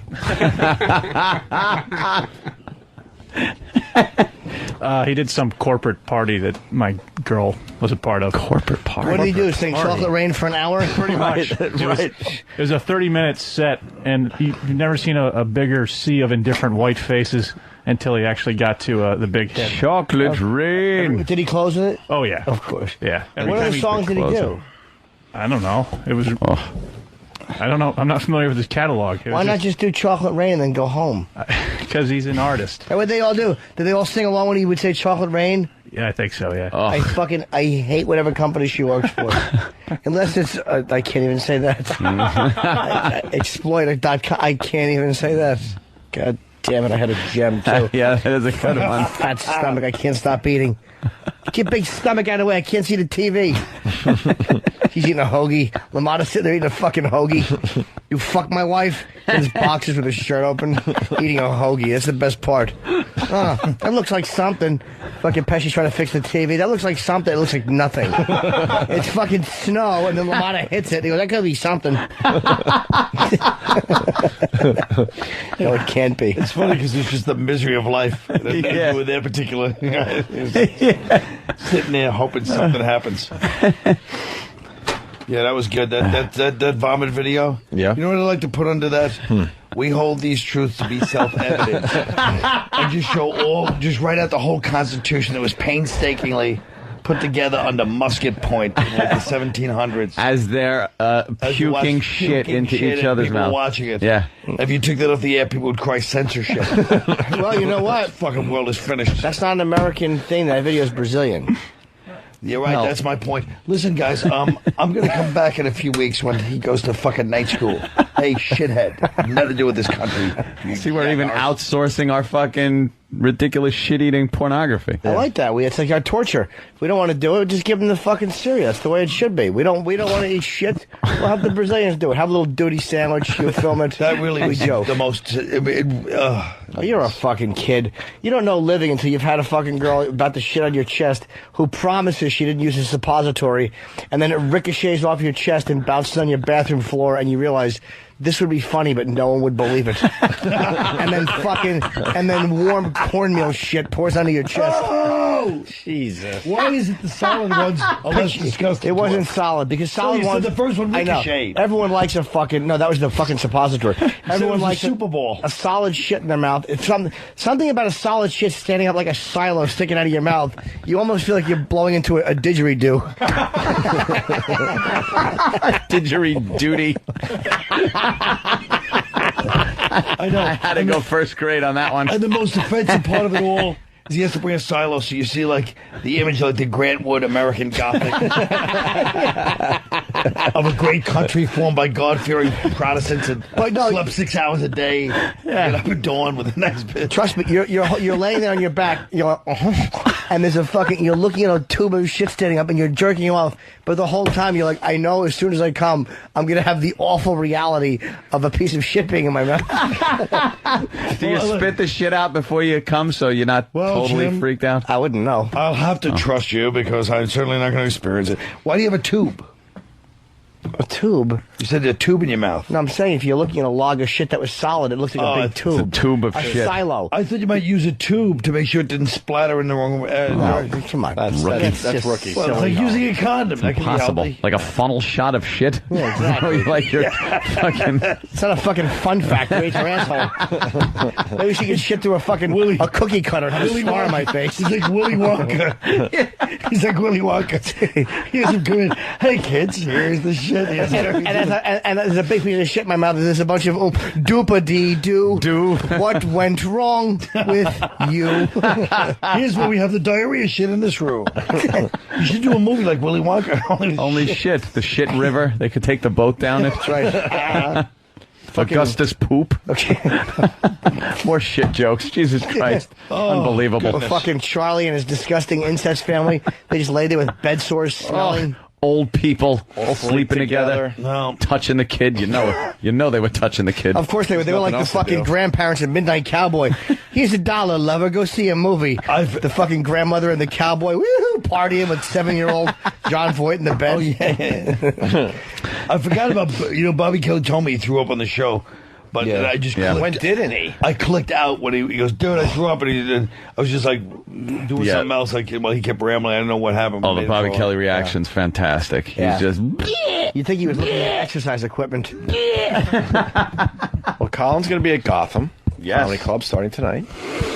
We don't have a phone number because you don't supply any of that for us. 212. That's the best part I got. Just go from there. Just dial randomly. You might hit it. There's a manifesto laying around that needs to be organized. If you're Japanese German, but not the porn types, but an organized not the type. chicken fuckers. Das gut, chicken. Yeah, das gut. And you seem happier. I am happier. Thank you. Yes. Yeah, I was depressed the past couple of years, but I've been past few months. I've been all right. Good. Snap out of it. Pick yourself up by your bootstraps. Yeah, it's true. It's true. All right, line of the day is brought to you by BodogFantasy.net. It's a football thing. Yep. Fantasy footballers. How many? 5 runner-ups. Wow. I knew it. Holy shit, it's going to be all never get out of here. Jim and Colin. Great. Free life scoring stats, bios, and news that will help you win big this season in fantasy football. It's BodogFantasy.net. Here is the first of many runner-up lines of the day. She looks like Kirby from, the old Nintendo game. Nice reference. She's a fatty, huh? Yeah, man, like the pictures look She looked like awesome, Tyrant man. from Resident Evil. Yeah. Colin, there you go. I sounded very sexy in that one. That was you. Did. That was you, Colin. That was all you. Another runner-up line of the day. It says MySpace comedy, Colin Quinn, and then it says stand-up / as seen on TV. Yeah, what? You're an awful product they're selling on WPIX. You're a Flowbee. All right. Nice. Right to the next one? It seems like a long time ago, but it was only a couple hours. It does seem like a whole lifetime. I guess to walk over. It's another one. Runner-up line of the day. Stand up. Yeah, but you got to find like some kind of angle. Somebody talks about it. Here's what Colin's book should be. It should be you. Here should be the photo. Should be you, like sitting in front of a computer with like a bunch of like papers piled up and your hands in the air, like what the hell, folks? and the book should be called Colin Quinn, and then should be a colon after it, Hodgepodge. Just when that image was out of my head, now it's back in. Too. That horrible cover with the green turtleneck, with the red Christmas colored sweater vest, and like pointy glasses and a light beard. You don't know how vividly I picture that. Really, I know. I could totally see it. Hodgepodge. Hodgepodge. What am I going to do? If I had that image vividly, I'd probably kill myself. I would jump. You wouldn't grab the rail. Here's another runner-up line of the day. We've talked about the Yamis situation, off and on for the last 6 months. And I even went down the road with Jimmy. I'm like, all right, let's try to see it the other way. Let's just sit here and try to see it the fucking other way. All right, so you got Have an open mind. Got in at 10 o'clock that day instead of 6. No, it wasn't. It wasn't. Great line. Fucker. I was still trying to make my point. What an idiot I am. We have one more runner-up. All right, here's the last runner-up line of the day. Study at Montclair State. I have 4 classes left till I graduate. Yeah. And I ran away to Florida, and they came back. And why'd you run away to Florida as an adult? Who you, Ratso Rizzo? No, I was raising.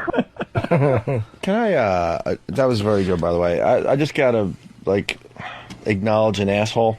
Someone who's not brave enough to use his real name, by the way. Colin on Howie. Shh, don't mention it. Shh, we're honest on this show. Ha ha, honest. Who gives a shit if Colin Quinn was on Howard Stern? If you know anything about this... Get out! You're an asshole, you fucking douche. Dude, he's our friend.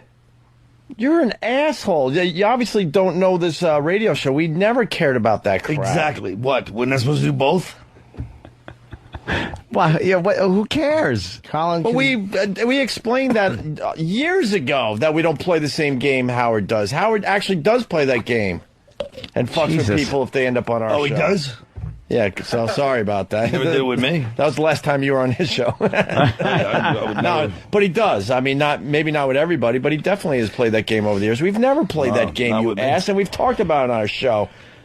Yeah, we're honest. Don't ever bring that up. It's forbidden. Verboten. There you go. Next time, use your real name, asshole. Here is your line of the day, thanks to BowDogFantasy.net. Here comes. That's me singing, by the way. Line of the day. Yes, very well. Line of the day. It's good. You sound like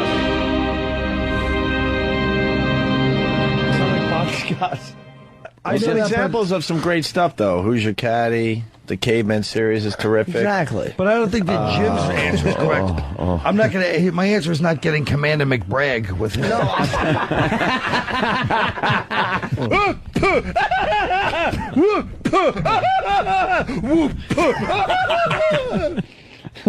And the best part of the line of the day is Jim didn't get it because he's too young. I didn't. I'm just. That was good. I'm a youthful boy. Action packed. Sometimes I don't get things because I'm youthful. Yeah. I want to thank Ken Fresno. Ken Fresno. Ken Fresno for stopping by today. And my girlfriend, Cristobal San Antonio. And we have to remind people that the way to end this year properly. Yes. Oh, no. Don't let him promo. It's too much. On New Year's Eve. You're pushing it too hard now. Stop. I have to. Tickets are on sale tomorrow. I've been gone all week. Usually he's 9 a.m. tomorrow. Usually he starts with a plug for his pal, just so he can, and then he can do his own. A nice little segue into his plug. Nicely seg into his own. It's too many plugs. No, it's not. It's how about we just plug Colin? How about we plug Colin full of fucking dick? How about that? We give Colin. How about that? Should have been the line of the week when he goes, Bob Kelly's mouth with the black cock. What do you say? I don't know. Yeah, fuck him in the thought my mouth. elephant tissue paper line was a damn good one too. That was good too. But fucking. But how many are we going to have, Tracy. for fuck's sake? But fucking onion paper if I'm really old. And then I could have. Tickets on sale 9 a.m. tomorrow at Ticketmaster for New Year's Eve. It's Westbury Music Fair, which is called the North Fork Theater. Why do they call it that, Jimmy? I think because South Spoon was taken. I do a lot of wordplay humor. Who's and gonna this is a work with different you? hour than HBO, by the way. You have an opening act? I will, yes. I say you go with a couple of singers. What about Richie Voss? Well, we both know he's open. I could call Voss December 30th and he'd be available. There's no rush to book Voss. If you said you want to work New Year, he'll go, yeah, what days? I'm open the whole year. Hey, listen, the number for Gotham for Colin Quinn is 212-367-9000. Another thing, I guess XM fucked up one of our fan sites and got a lawyer involved, so they need a plug. XMRadioGold.com. What happened? They got a fucking cease and desist from XM, I guess. Why? So I guess they're now called Radio Gold Fan or Fans.com. We'll sue you.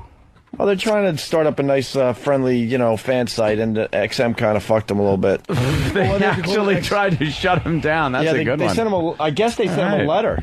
Well, did they? From legal. We had nothing to do with that. Was it really them? Because sometimes competing message boards will conjure up a fake cease and desist. They spell cease, S-E-A-S-E. Isn't that how it's spelled? No, it's spelled little cease. But wait a minute.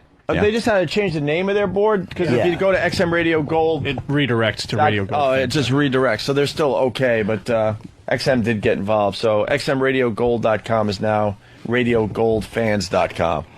Oh, I don't know. They're trying to get off the ground, so we're trying to help them out a little bit. The whole thing is just drives you batty. I'm going to start a thing. Quadruple A, ColinQuinn.com. This is why I'm the first one on the phone book. Phone book. A, Colin Quinn. They don't even hand out phone books anymore. Phone book. The first one in the phone book. No one uses phone books. Actually, they still deliver phone books for some reason, and I'm one of those like asshole fucking homeowners that just leave it in the driveway. And it got all rained on, and I ran it over 20 times, and like all my Jewish neighbors have meticulously kept houses and everything, and I'm there with this like streak of paper and tire marks up my driveway. Phone books. I finally picked it up the other day, but when I was a kid, this cop on our block, we were talking to my friend, they were talking Serpico, just came out with little kids, and he goes, yeah, I was in that precinct. We used to crack them with the phone books, so it wouldn't leave any marks, but it was never that bad. They used to beat guys with the phone book. Beat guys with the phone book. Yeah, that's good, because then you wouldn't leave any big bruises, and you could send them out maybe a broken rib or something. Work them over to old school. All right, we're out. Colin, thank you. Thanks, yes, guys. Colin Quinn, always a pleasure. You look good. You look good. It was Keep fun. It up. Yeah. Keep it up. And come back. Jimmy Norton. Don't be a stranger. I'll come back with my manifesto. Like I said, I haven't come around a lot because I feel like, what is there to talk about? How I was sitting in my house, but now... and next time we see you out and about, I go, hey, you got to come on our show. Don't go, shut your fucking mouth. That was a long time ago. It's not going to help your career. Shut your mouth. Shut your mouth. Just take it as a real thing that I wanted you back on the show. Fine, Carl, can't people be nice to you? You're very defensive. No, I'm not defensive. I told you what happened a year and a half ago. Shut your mouth! I resented a year and a half ago. I told you this last time I was on. When I was calling in kind of semi-regularly. Yeah. And one day I called in and somebody goes, they're too busy. They can't get to you today. With a phone call, Who the fuck said that? I discussed this last time we were on. And you took it personally? Maybe we really Why would were. I take it personally? I would too. There are times we do that to get rid of people, I'll be honest. But I bet you that there was something going on. I was calling it. Yeah, what you had going on was Bill Burr was in. He was thinking of putting a down payment on a new apartment. Oh, shit. Some bullshit. So why wouldn't you go to Colin despite his little Abner tuft of hair sticking out the front? Little Abner. I want to fucking cut your hair with a sledgehammer. Sorry, gray, short, lesbian hair. But Colin's had the same forehead since he was 22. Exactly. You lost it at 22. I'm not going to take this abuse from Oxygen Network executive.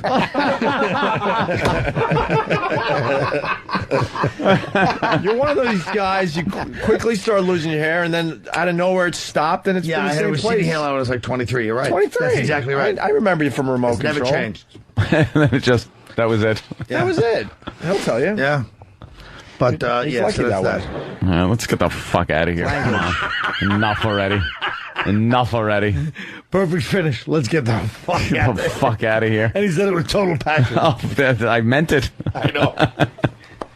Most shows have a nice ending. We don't. We never. That's a good one. Opie's eating a banana like it's a cigar. Anthony goes, let's get the fuck out of here. And Norton belches. And you have your fucking sunglasses on like Dr. Octopus. Doc Cock. Fucking creep. Oh, yes. Here comes fucking Roland. We decided, Roland, we decided, actually Bob Kelly and I decided from the back when you were walking down the street. By the way, in freezing cold weather, that fucking guy just wears a T-shirt. Yeah, he doesn't have a jacket. From the back, turn around. Turn around. From the back, he looks exactly like the warden from Midnight Express. He looks like he should have those two little fat kids leading him to school before he goes and beats some poor guy's feet. Billy Eyes. Billy. And then hopefully you'll get a big fucking wooden coat hanger to the back of your neck. Bob Kelly looks like you ever see Miller's Crossing? Miller's, no. Miller's Crossing, yeah. It's the fucking greatest Sorry. movie of all time. Sorry. But Tom Polito's like a mob guy, and he smacks his kid. He's like a big, here's the little fat Italian kid. He hits him, the kid starts crying, goes, "Who hit you? Who hit you?" And hugs him. You got your movie, Jimmy? I do, thank you. We have Guy Ritchie coming in tomorrow and Jason Statham on the terrestrial side. So I wanted to promote their movie, but I didn't have a copy to watch myself. No, we can watch it. The way you obviously got an eye for directing, so I think... Yes, it's great to have you back, Jimmy Norton. Oh, and it's good to be back, AC. Welcome back to the program. Thank you.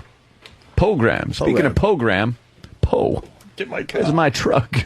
I gotta fucking piss again. This big cock of mine holds a lot of urine. What do we got, Dan? Something? I thought you did. Do we? Tomorrow.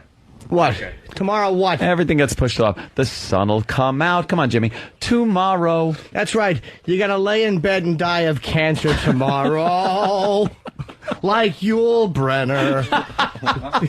You won't be waking up tomorrow because you're a lot of cigarettes that you smoked yesterday. Now you're just a corpse. Oh, you used to be fun in the sun to talk to, but now you're shitting in your bed, and your head is full of mush like Lyle Alzado. Oh, you're going to be dead by tomorrow. Who's this fat cunt on Jerry Springer? Holy fuck. You know, if someone's that fat in public, you should be able to just to stab them. Fucking... I always see Jimmy dressed in this kind of outfit. Like Ellen DeGeneres? What's wrong with that? I would look kind of cute with a t-shirt with a suit. I'd look kind of sassy, like I was a fucking college guy. All right, Steve, we got anything to go over? No. We're done, How come you didn't call me back? I called you. I wrote you. Okay. Well, I called you twice. You didn't call me No, back. you didn't. You called me once. I called you twice. More. Not true. Just a little conversation. That's all right. Steve doesn't call people back. Why shouldn't we just be on the Here's how air? you end the show. Okay. Thanks a lot. See, here's the problem. No, we didn't Before like it. the world of business, when a guy like Steve got lippy with, a guy like Norton got lippy with a guy like Steve, you'd be able to fling him across the room. Absolutely true. Yeah. Well, that's we're in the world of business now. You can't do that anymore. No. You can't do that. All right. Why is nobody leaving? Gentlemen. Just point at that guy and we're out. Just one guy point and we're out. Yeah. I'm going to piss. Okay, that's all we got to do? Good night, boys.